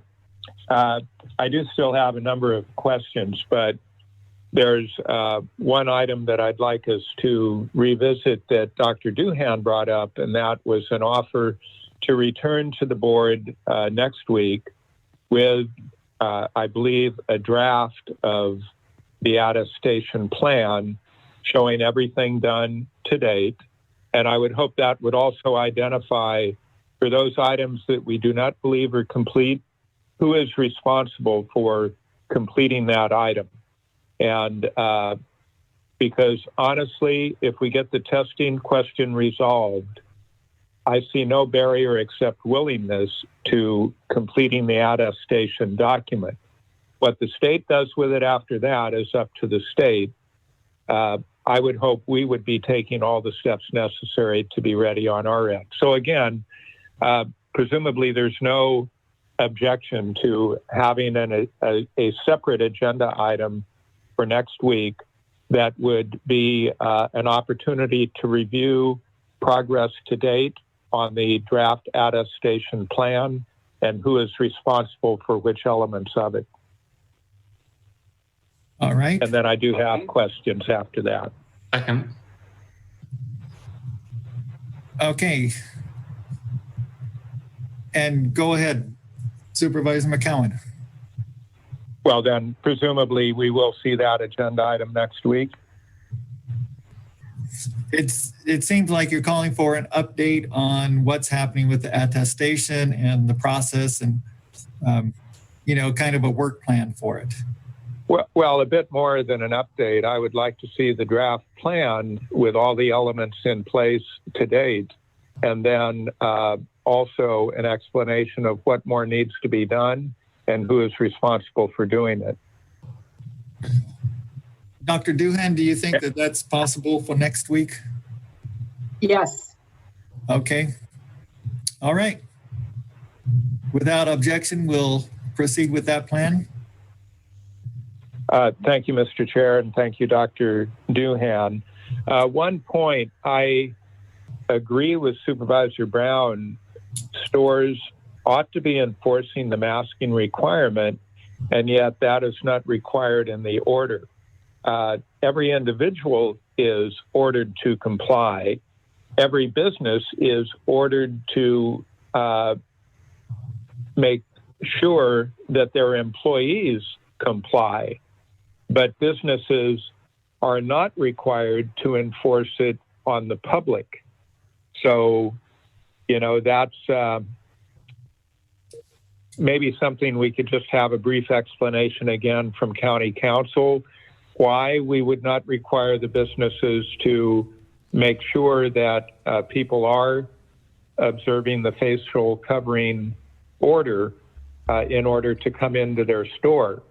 If the concern is this is the same as inviting someone into your house, wouldn't you want to make sure that we're being as safe as we possibly can? And I see many businesses that post the directive that you must wear a facial covering to come in. They don't enforce it. Okay, County Council.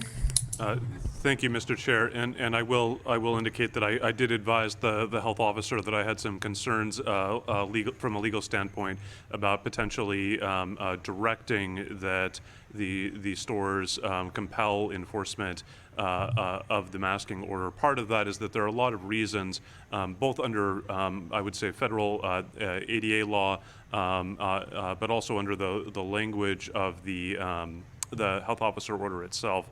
Why there are a number of legitimate exceptions where people, for various medical reasons, are not able to wear a mask or may have certain barriers to access of using a mask. And there was some concern that if the businesses were compelled to be enforcing the masking order without sort of adequate training or direction from the county in terms of what exactly that entailed, which is something I don't know that we really have the resources to be applying or enforcing consistently, that there would be a misinterpretation by some of those businesses that they needed to be applying that situations where someone was not able to wear a mask due to a protected disability, or where there might be allegations, for example, where the masking orders may be enforced in an illegal or discriminatory manner, and that would both have adverse consequences to the rights of the individuals who might be caught in the middle of that, but also that would potentially drag the county in to any dispute between the business and someone who felt they had been discriminated against. All right. Supervisor McCowan, you good? Well, Thank you, Mr. Chair. I hear the explanation, and it seems the main concern, although we know it would be more effective to require stores to enforce, the reason we're not doing it is a theoretical concern over county liability if they enforced it incorrectly and thereby violated someone's rights. But right. It does seem to be one of the most effective methods, however, of preventing transmission. So it's kind of unfortunate that it is not a requirement. Chair? Okay. I'll defer. Okay. Supervisor Williams, Yeah, I think what Supervisor McCowan might be getting at, and I tend to agree, is we're looking at this attestation process where we need to keep our cases below a threshold. If we go over, we may set businesses back, not being able to reopen in the phase 2+. I'd like to know what that number is, but I'd also like to find a way for us to work with the public. We have some people saying they're unwilling to wear masks. They're going about life as normal. And what I have to say about that is, if you're not careful, you may put us over the threshold where local business is further hindered. And how do we convey a message that's not overbearing, not overstepping our role, but highlighting that we want local business to open? And if we get one too many cases, we may be waiting weeks. Okay. Point taken. Yeah, I have a statement about the sewage treatment testing, and that there was talk a couple weeks ago that the cities of Willits and Fort Bragg were going to test their sewage for COVID-19, just like they did in Lake County. But I talked to the city manager of Willits today, and she said that Stanford and the water board were collaborating on this effort, and they offered it to Willits, and then they pulled back on it and were no longer offering that program. So that testing never took place. So with that, I'll move on to Supervisor Jurdy. Thank you. I was just going to add that our ad hoc has met with businesses, and one of the issues that's come up from businesses, they themselves would like a sort of standardized, very graphically oriented poster that they could post at the entrance of their stores. And so a number of people are working on that, trying to develop something that's very visually oriented for customers to see that they need to wear a mask. I believe most store owners, most people who work in stores want to see the customers coming in with the masks on. So I actually don't think we're gonna have a lot of difficulty in getting their assistance at all in this. It's just a matter of finalizing that poster and having businesses print it out and put it on their doors. All right. Are there any other comments from the board? Okay. I have one. I would like Supervisor McKellen to leave this meeting satisfied that we're taking appropriate action. And I don't have that sense now. I'm curious if Supervisor McCowan has any specific action that he would like to encourage us to take. If I may, Mr. Chair. Go ahead, Supervisor McCowan. Thank you. And then I do still have several questions also. I think one specific action that we could take is direct the CEO to assure that the public health officer has all the resources she needs to complete the attestation process. We've identified there's a number of tasks that need to be completed. Let's make sure something isn't getting done because no one has time to do it. So I would hope we would be able to give that direction. I think, is there any objection to that direction? Hearing none, I think we can give that direction to the CEO. Chair Hashjack? Yes. This is the CEO. I'd like to weigh in. Yes. I guess I'm curious if Supervisor McCowan and this board really think that that's something you would have to direct me to do, that I wouldn't just after 13 years know to do that on my own? So it's, I'll take that to mean that Well, the CEO is going ahead and will be doing that. Okay, Supervisor McCowan, did you have some questions then? well, I do. And the only reason I thought it necessary to bring that up is, and I don't question the CEO's commitment to fulfilling board direction, but I did have a concern that the attestation process, the mechanics of assembling the document were kind of being represented to be more complicated than I think it is. I do think it's getting the right information from the right people and putting it into the state mandated form. So thank you.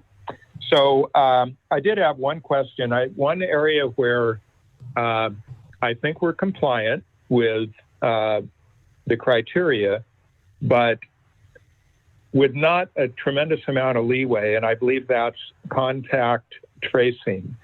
So I think it would be beneficial to have more people trained in contact tracing. And before hearing the plan for reopening the libraries, or at least bringing our library employees back to work, in advance of this meeting, I was thinking, since we have libraries in various communities, why couldn't we be training our library workers to be contact tracers? So that's a suggestion that I think Dr. Duhan and the CEO and Director Horner can explore. So that's the question for them. We don't need an answer today, but would it be advisable to do additional training in contact tracing, potentially utilizing our library workers? And of course, if there's any immediate reaction to that, I'm happy to hear it. But apparently not. So again, one of the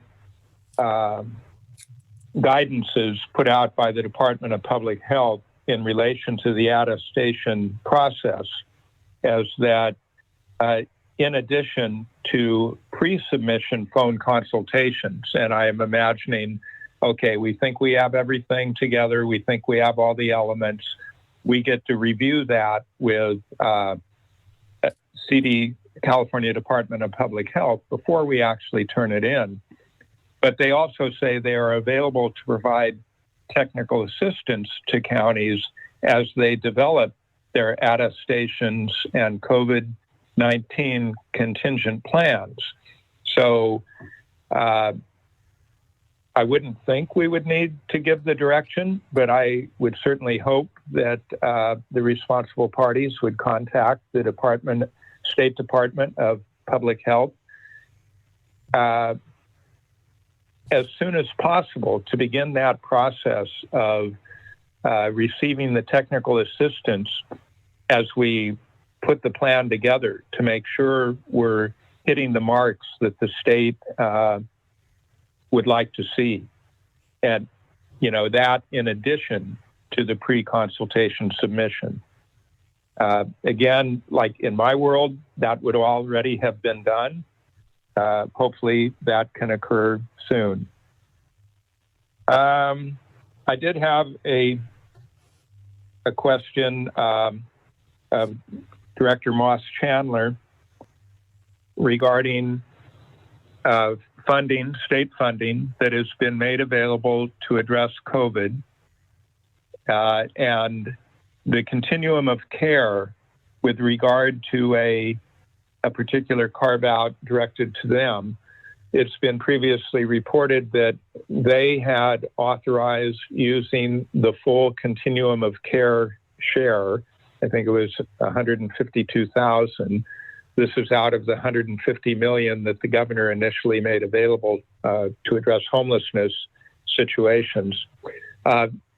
Continuum of care directed their full share go towards the process of putting vulnerable and elderly people into hotel rooms. There's approximately $142 million of county funding. What is the timeline for bringing forward to the board a recommendation on how those funds should be used to address COVID issues related to homelessness? Director Chandler. Thank you, Chair Haschek. Tammy Moss Chandler, Director of Health and Human Services. You know, my system was switching over, and so I think I got the full question. But let me start with saying the continuum of care for homeless services does have 152,000 of emergency funding that was released and we secured on their behalf.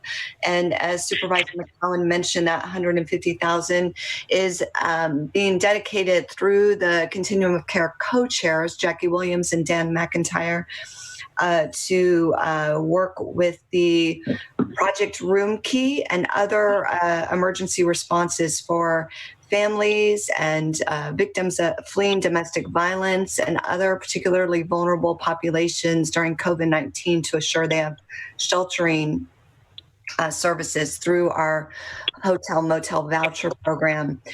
Supervisor McCowan's asking specifically about the additional approximately 140 plus thousand that is allocated for the county. The board ad hoc has met with the Continuum of Care co-chairs, and they will be meeting again in the next week to finalize all of the various funding needs that we've looked at already around the emergency response, and I would expect that would come to the board. If not at the meeting next Tuesday, it would be the following meeting to get a full report of all of the various ways that we are expending those funds and other funds available for services to the homeless. And if I may, while I have the mic, I just want to also affirm the comments just before this around contact tracing and affirm Supervisor McCowan's ideas. I know that CEO Angelo and Dr. Duan can speak much more about the many efforts the Department Operations Center has been doing to expand contact tracing and case investigation training and expansion and services. And we have worked with some of the best experts in the state through the through CRIB, which Dr. Duan has mentioned, and the California Tribal Epidemiology Center with California Department of Public Health's epidemiology efforts. And we are in the first group. We volunteered to be a pilot in the state's new expansion of contact tracing and case investigation efforts in California. All right. Thank you. Okay. Is there anything else from the board on this item? Yeah, I would like clarification on what direction we're giving today. So far, I'm tracking the letter to the president, a letter to the governor, coordination between staff and the chair to sign. Is there any further direction? I've heard remind staff to work as fast as they can. I think they're already doing that. And we gave direction to the CEO, which the CEO was already on it for working on the attestation process, and that will be brought back next board meeting. Chair? Yes, Supervisor Jurdy. Yeah, I just want to also just mention, I just got a news alert that the Sacramento Bee reported a few minutes ago that Butte County and El Dorado County apparently are the first two counties in California to get their attestation plan approved by the state as of this morning. All right. So is that clear, Supervisor Williams? It is. Okay, thank you. All right, so. Mr. Chair. Yes, Supervisor McCowan. The report from Supervisor Jurdy, and thank you for that, to me underscores the urgency of really making the attestation process a top priority. We know that testing is not yet secured, but it might be by the end of the day. Again, I would ask that the board grant approval to the chair to sign a letter of support, assuming that the health officer believes the attestation process is ready for submittal.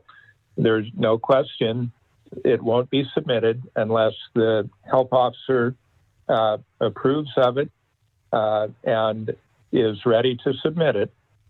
But I don't want us to be in a situation where we have to wait for a board meeting to secure the chair's approval. And contrary to your earlier statement, Mr. Chair, we're not approving the plan. The plan is to be approved by the health officer. All that we would be doing is granting you the authority to sign a letter of support once the health officer deems the plan complete. So could we please see if there's any objection to that direction? Well, my objection to that direction is that the public health officer clearly stated that there will not be an attestation process, or she won't be able to have it done by next Tuesday, or she'll come back next Tuesday, but it won't be done before that. So I don't see a reason why we need to go ahead with this approval for something we haven't seen yet. Well, it's unfortunate that the board doesn't seem, because the public health officer, although she has many responsibilities and we're learning about them through this pandemic crisis that are solely hers, the issue of should we move into the attestation process when we have the elements of it ready, I just don't know why that isn't a priority for everyone. We are crushing the life out of local business. So I'll stop there. I'll accept your refusal to entertain that concept or have the board weigh in on it. It'll come up again next week. I did have one other thing on complaints. I'm very concerned about the amount of time that's been devoted to responding to complaints, many of which are somewhat frivolous, I might say. Somebody having rock applied to their driveway by a single worker. And I don't know if Trent Taylor is available, but a lot of these complaints, instead of sending somebody out to physically look at the driveway, oh yes, rock is being applied. Aren't there many of these complaints, as we're now 2 months into the process, that could be assessed simply via telephone communication? So that's the question. Could we make more use of the telephone instead of having county employees drive all over the county to review complaints that on the face do not violate social distancing? Is Trent Taylor on the line?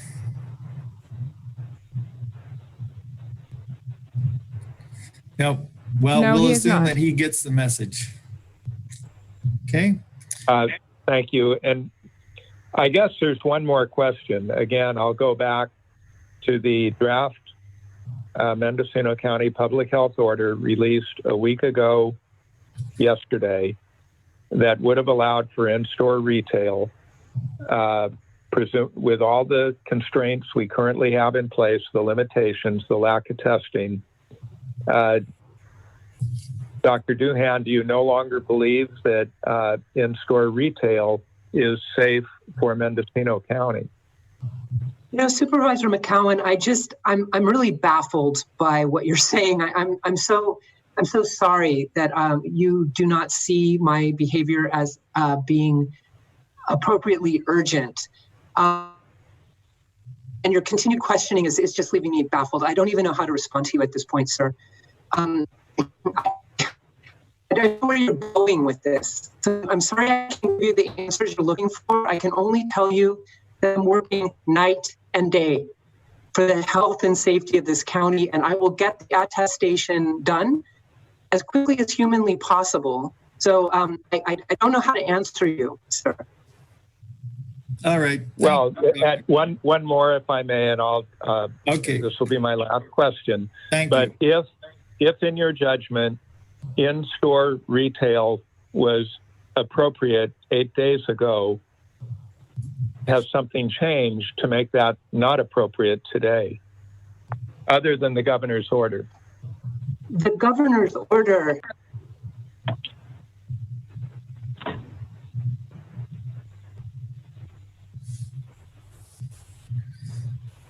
Dr. Doohan?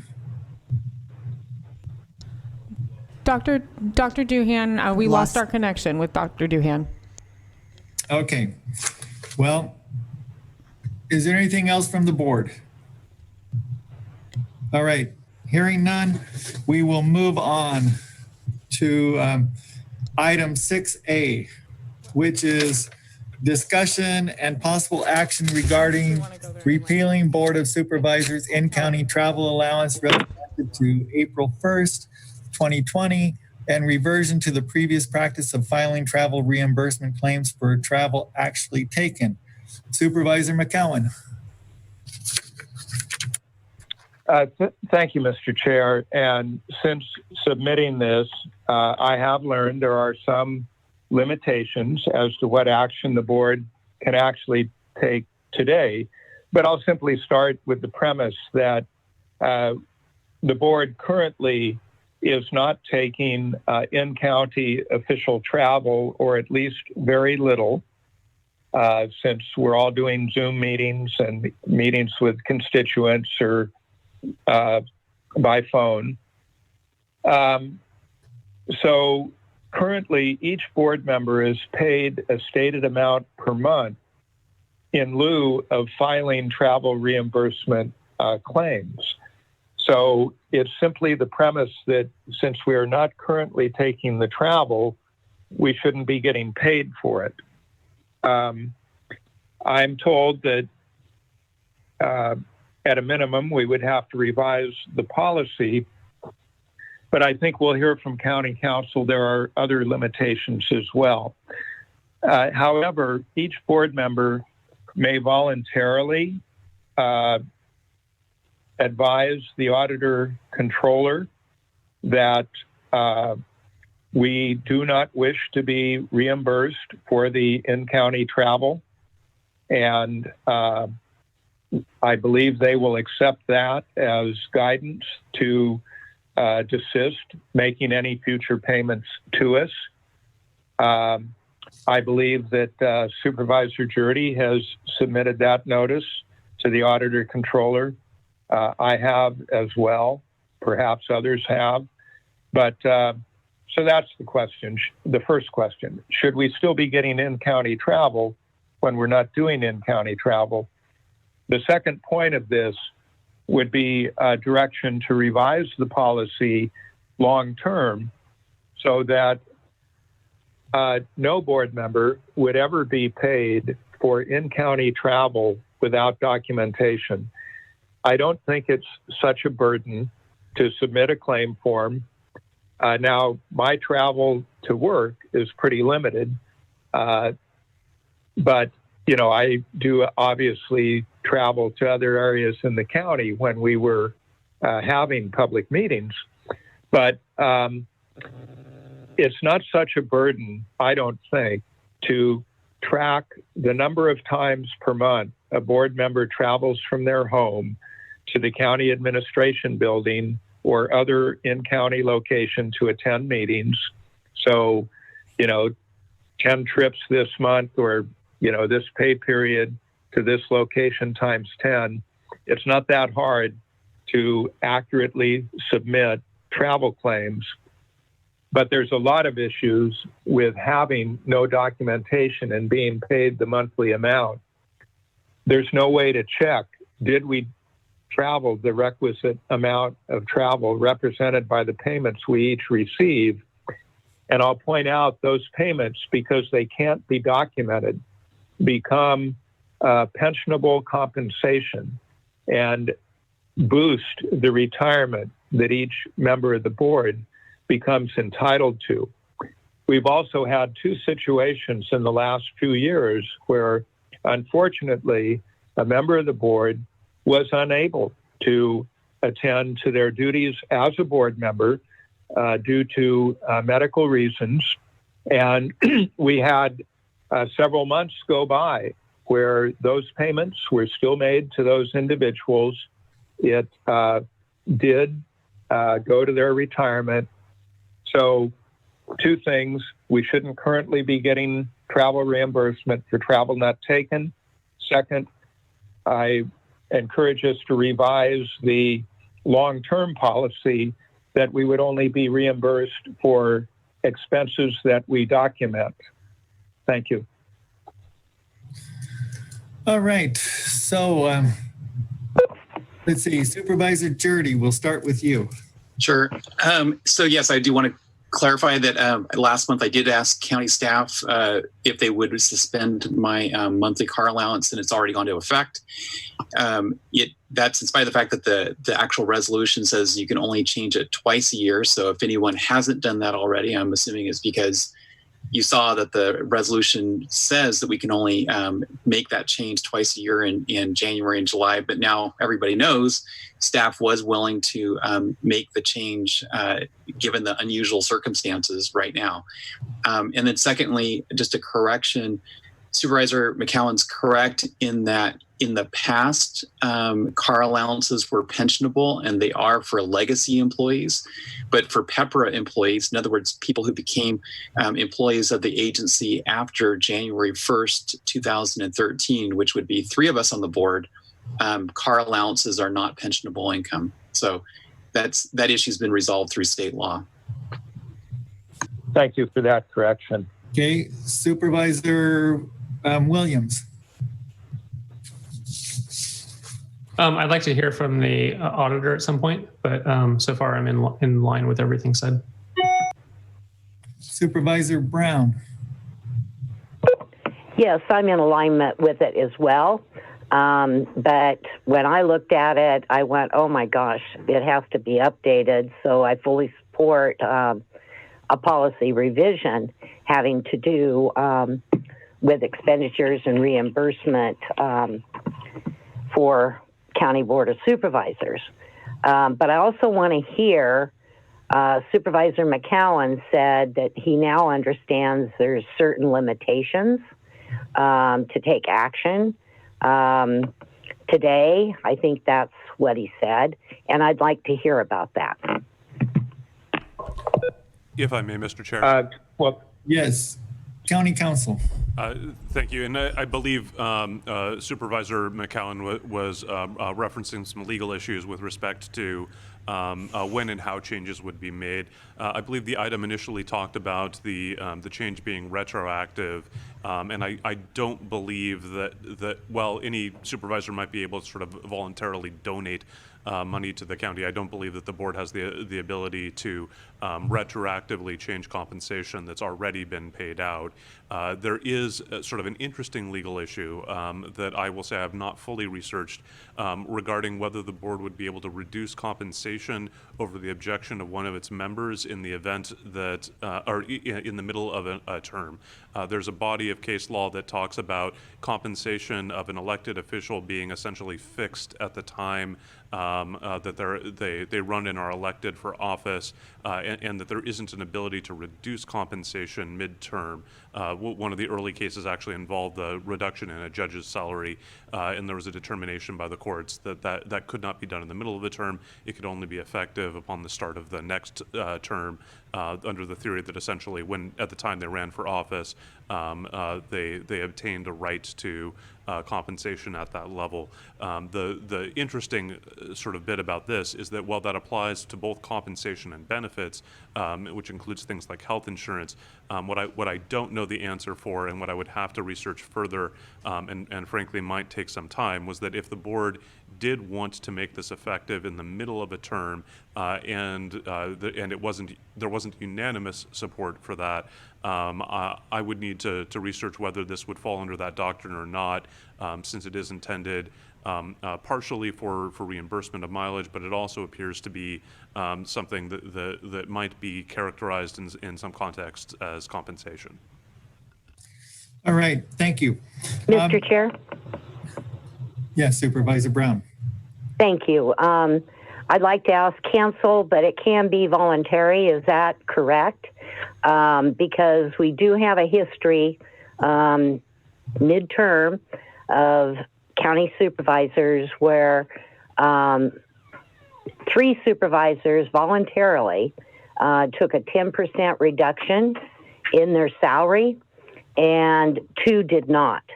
So I can do this voluntarily. I think it's wonderful. I appreciate that Supervisor McCowan brought this forward because I sure looked at the revision that needs to be done and brought forth every January 1. I think it should happen. But anyway, it can be voluntary, right? If I may respond through the chair. County Council. Yes, I see no obstacle to any member of the board choosing to waive the payment.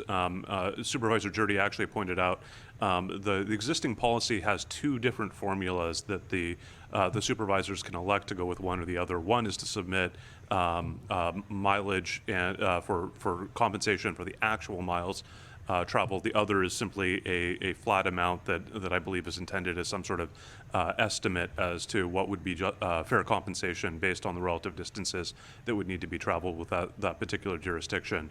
But it sounds like the auditor had no issue in terms of switching to the mileage model sort of in the middle of the fiscal year, given the unusual circumstances here.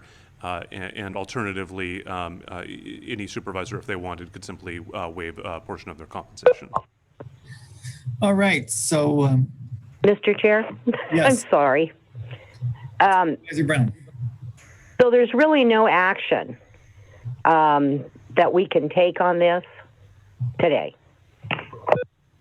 County Council.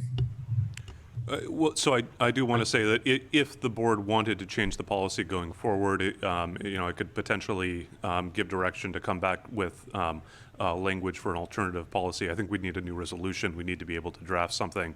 And frankly, if the board wanted it to be effective in the middle of a term as opposed to the start of the next term, regardless of whether there's a waiver, that's something that would take some time on my part. And in all candor, we're spread a little bit thin at the moment, and that might not be going to quite the top of the priority list.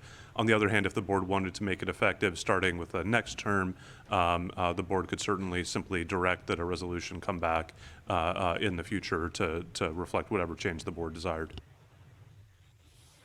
And I'd like to add, that certainly, the forgiving of the stipend is appropriate because we aren't traveling right now. And so that will be done. It seems like it's being done. And, but we've gone to streamlining our, the paperwork and everything as much as possible in this county. We're looking at trying to modernize things, and it just doesn't seem like having to account for every trip that I take or any supervisor takes is efficient. It's when I was talking to another supervisor, they said that there was actually 4 people who have to deal with the paperwork for each submittal of travel reimbursement. And so this is incredibly cumbersome. And, in my situation that I don't take an office in Willits, which was offered to me, but, I travel to Ukiah every day, and then I travel to Laytonville, Covelo, and just to have to keep track of that every day, it could end up costing the county a lot more with time, with the expense and all that, than just the one side, the standard deduction or compensation for the travel. So that's why I'd be against this, just because I think it's a very inefficient way of doing it, and it doesn't seem like it would be cost effective. Mr. Chair? Yes. Oh, go ahead. Supervisor Brown. Thank you. But I looked at it in a different way. The fact that maybe you would do that monthly, your whole month of travel. And certainly, I think that would work. And Mr. Chair? Supervisor McCowan. Thank you. I would agree with Supervisor Brown's comment. The policy, when revised, could be that we submit one monthly travel form. So X number of trips from Willits to Ukiah times the number, X number or times the mileage, X number from Willits to Covelo. It's not that hard. Simply write down the date and where you went at the end of the month, number of trips to each location. And again, this is only for in-county travel. Out-of-county travel, we already must submit documentation of the actual travel.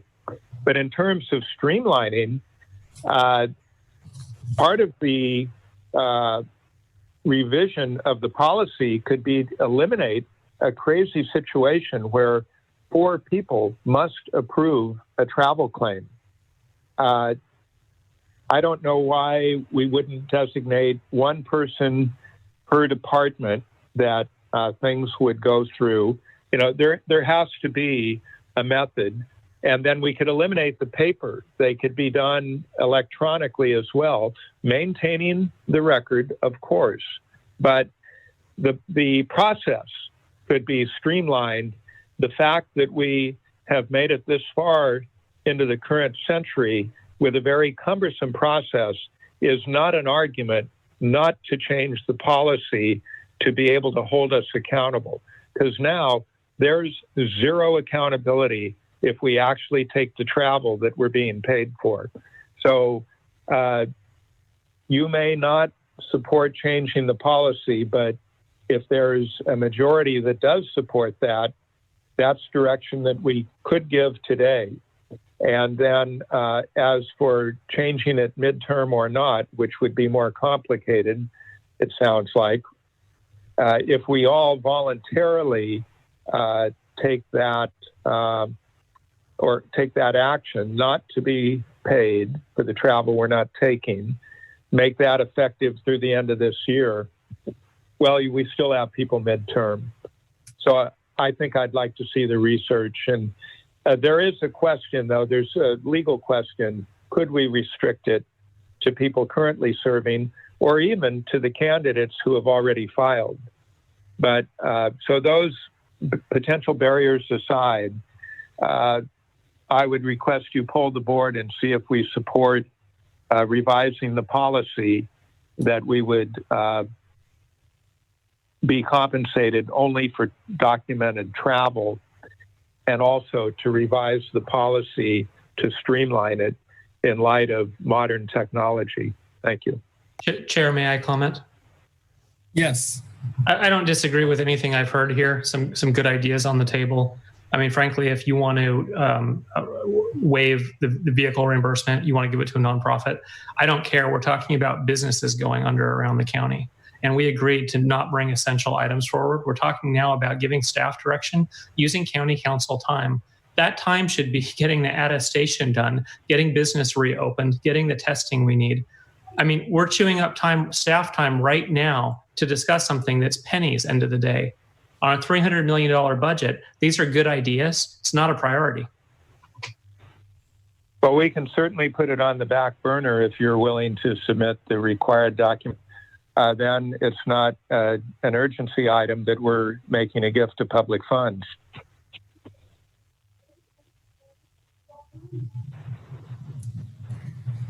Okay, well, hearing nothing else from the board, I'll go to public comment. I see no public comment.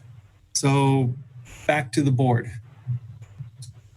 Chair Hashtag. I think we've all learned that in spite of the existing resolution that we all have the ability and staff will follow through to allow us to waive the monthly car allowance. I've already done it. Supervisor McCowan said he's done it. I'm assuming the rest of the board will be doing it in the next 24 hours. And I agree with Supervisor Williams. I don't think this is a high priority item for county council to write this ordinance or resolution amendment, but I'm not opposed to them bringing it back in due course. Okay, and let's see, CEO Angelo needs to talk right now. Chair Hashjack, thank you. I just wanted to comment that the process is a process that occurs not only, well, here it would occur with the auditor's office, and this is something that county staff is looking at, but I would encourage this board that to actually move forward with attempting to change the process, that you talk with the auditor first. I think that if the individual board members want to take this action on their own, you can, certainly without full board action, and certainly without County Counsel Curtis doing anything in writing. So, but this is a process that is embedded in the auditor's office, and so I would encourage you to get information before you give direction on changing that process, since I can't even tell you what happens with that in the auditor's office. And the last thing is I really appreciate Supervisor Williams' comment, because there's so much going on. This amount of money for what you're saving, I agree, you want to do this, it's a good idea, but this amount of money is so small compared to the budget and to all the work that we're attempting to do, and the fact that we are attempting to reduce our costs with our COVID response, which is not a very easy thing to do. So thank you. Okay, thank you. Back to the board. Thank you, Mr. Chair. Well, given the current monthly amounts, it does amount to about $36,000 a year, tax-free gift to the supervisors. So I do think I'm hearing that, well, first of all, Mr. Chair, I have heard a majority of the board say that they support changing the policy. We also all support not bringing this back in the near term, but could we confirm that a majority of the board does support changing the policy when time permits?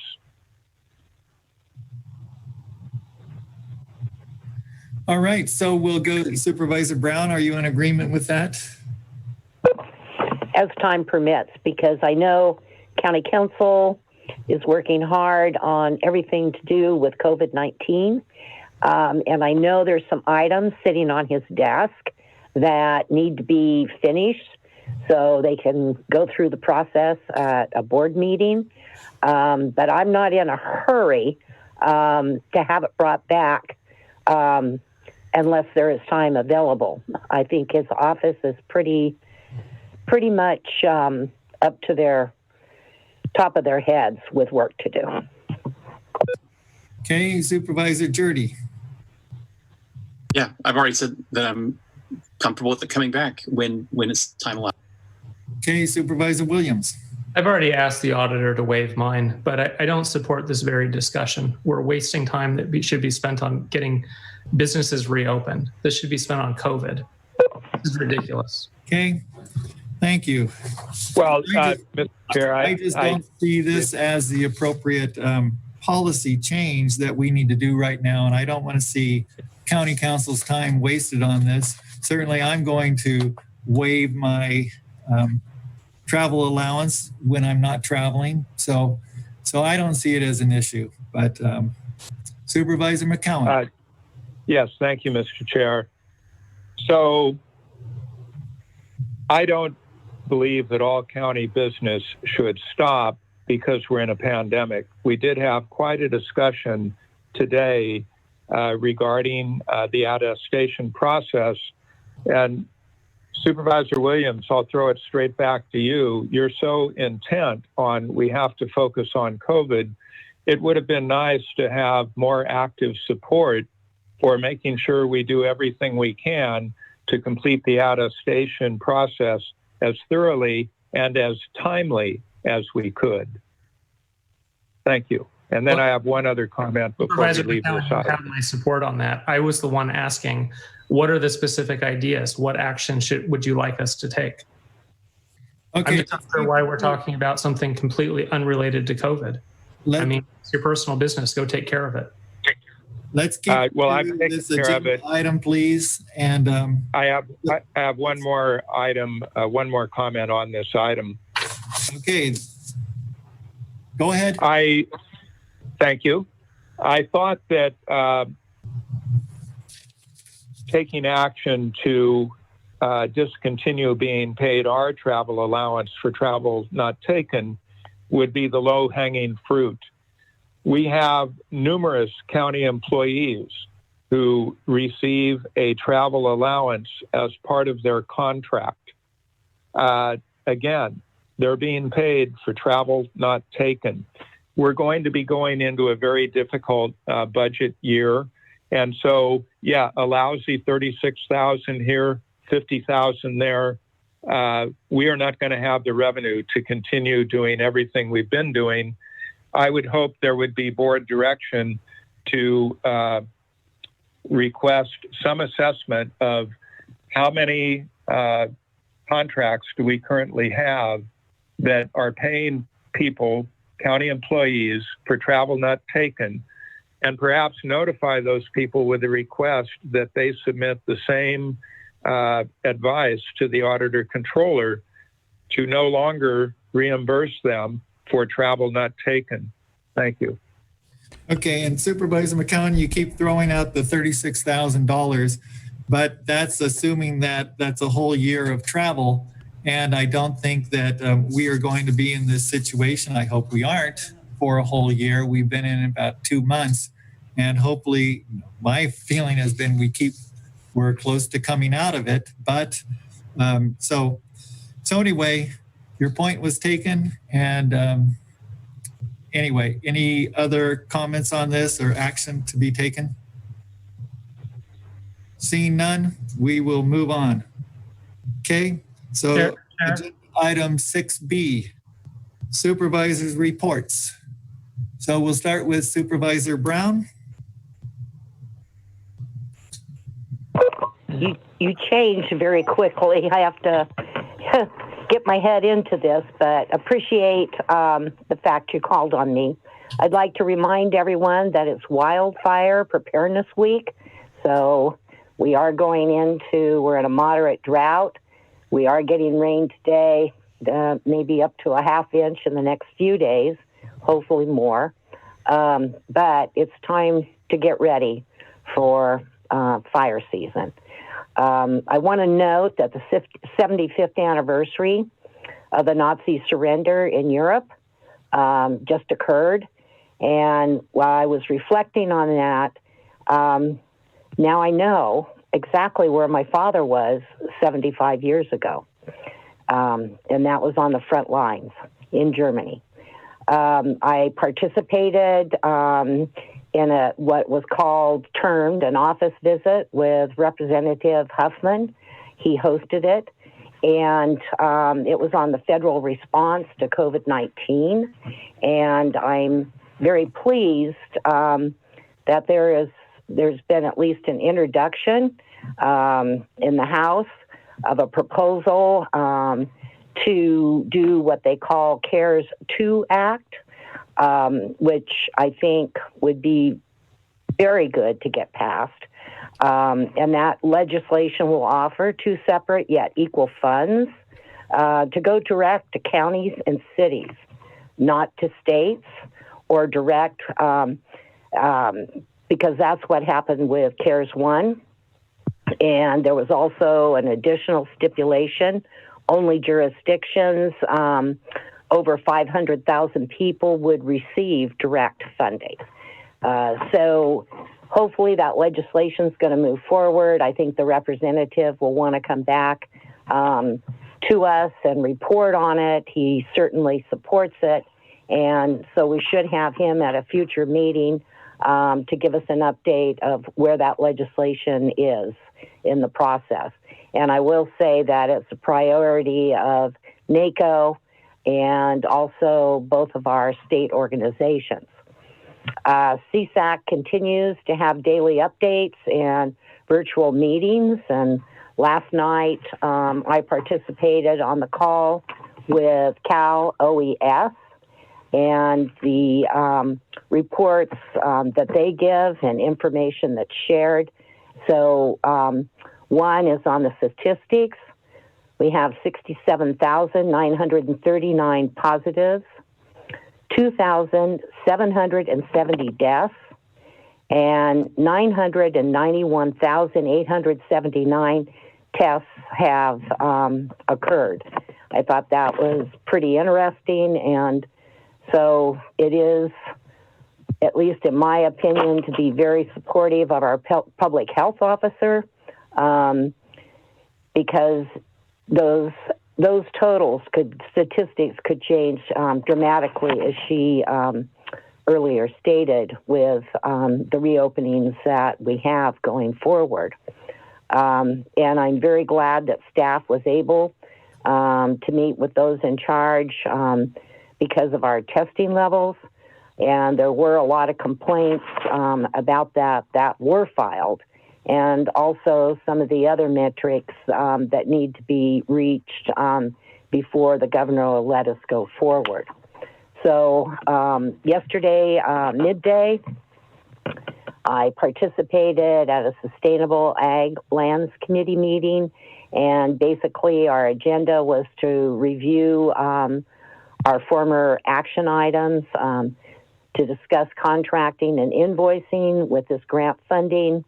There were subcommittee updates, and so that's all I have to report, other than we do have an Inland Water and Power Commission meeting coming up on Thursday, starting at 6 o'clock.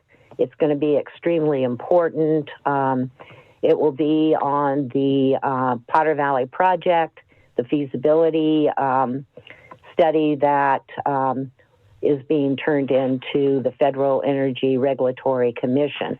So I think it's extremely important, and I'm your representative. I hope my alternate, Supervisor McCowan, can be there, but anyone that is interested could listen to the meeting. It's Brown Act posted, so everything would be okay if other supervisors wanted to participate. And County Council, if I'm wrong, just tell me. Thank you. Okay, Supervisor McCowan. Thank you, Mr. Chair. Like all of us, I spend a considerable amount of every day reading and responding to phone calls, emails from members of the public, very concerned both about their health. Many people, there's a lot of fear and concern regarding COVID, but I'm hearing from many people also that have fear and concern about the future of our local economy and their individual business. So if I seem a little persistent in raising some of the questions, it's out of concern for the people who are essentially seeing their livelihoods destroyed as part of the cure to the COVID. So for some, it's a question of, is the cure worse than the disease? But I'll leave it at that, but thank you.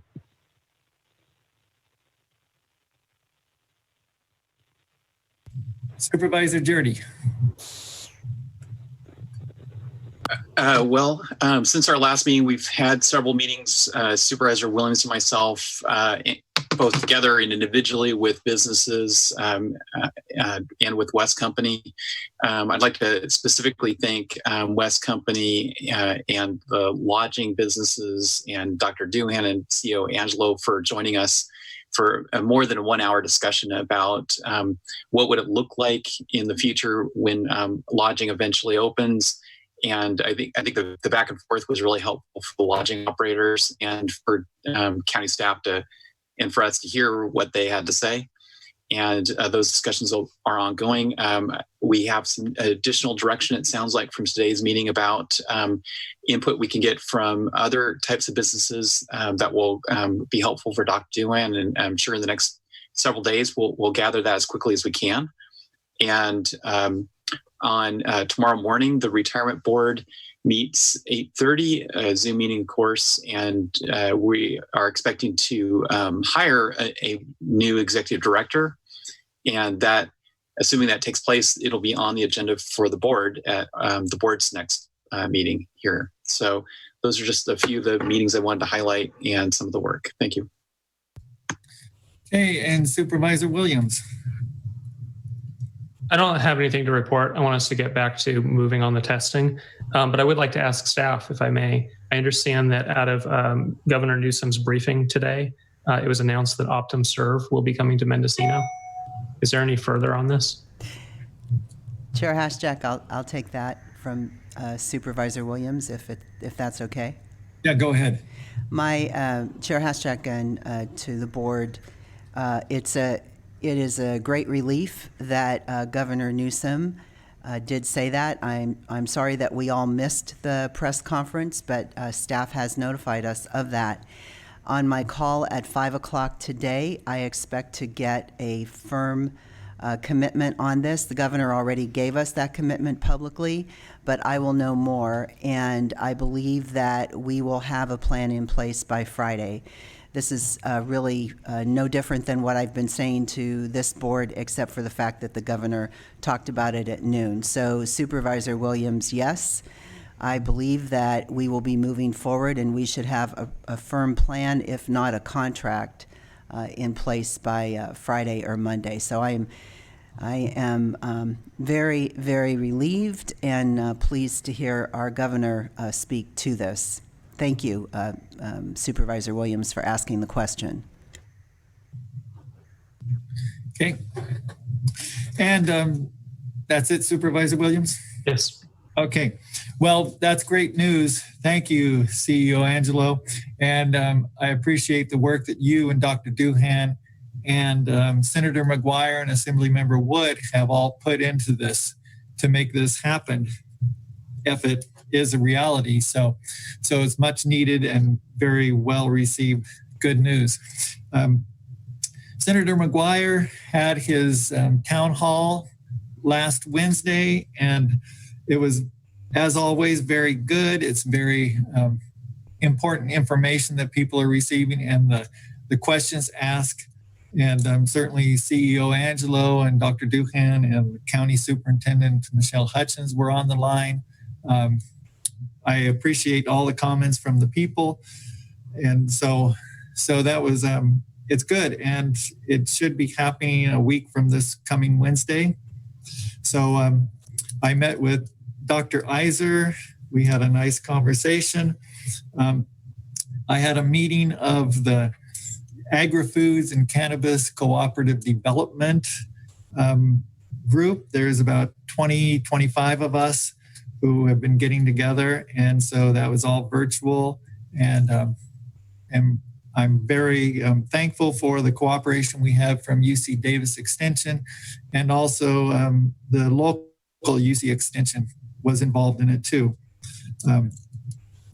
Let's see, I'm going to do a town hall through the West Company on the 21st at noon. So anyone who's interested, we'll have some speakers and deal with the economic recovery and path forward for the 3rd district. I was on that call that Supervisor Brown talked about with Representative Huffman, and is good information about the CARE Act too, and the needs that the counties and cities and the state are going to need from the federal government going forward to get out of this, the economic hardship that we're all suffering at this point. I had a meeting with CAL FIRE and the Sherwood Firewise, and it's very good, promising news about the work that's going forward with that. And because even though we have the COVID-19 crisis, we're also dealing with fire season coming up. And so people are getting ready for that.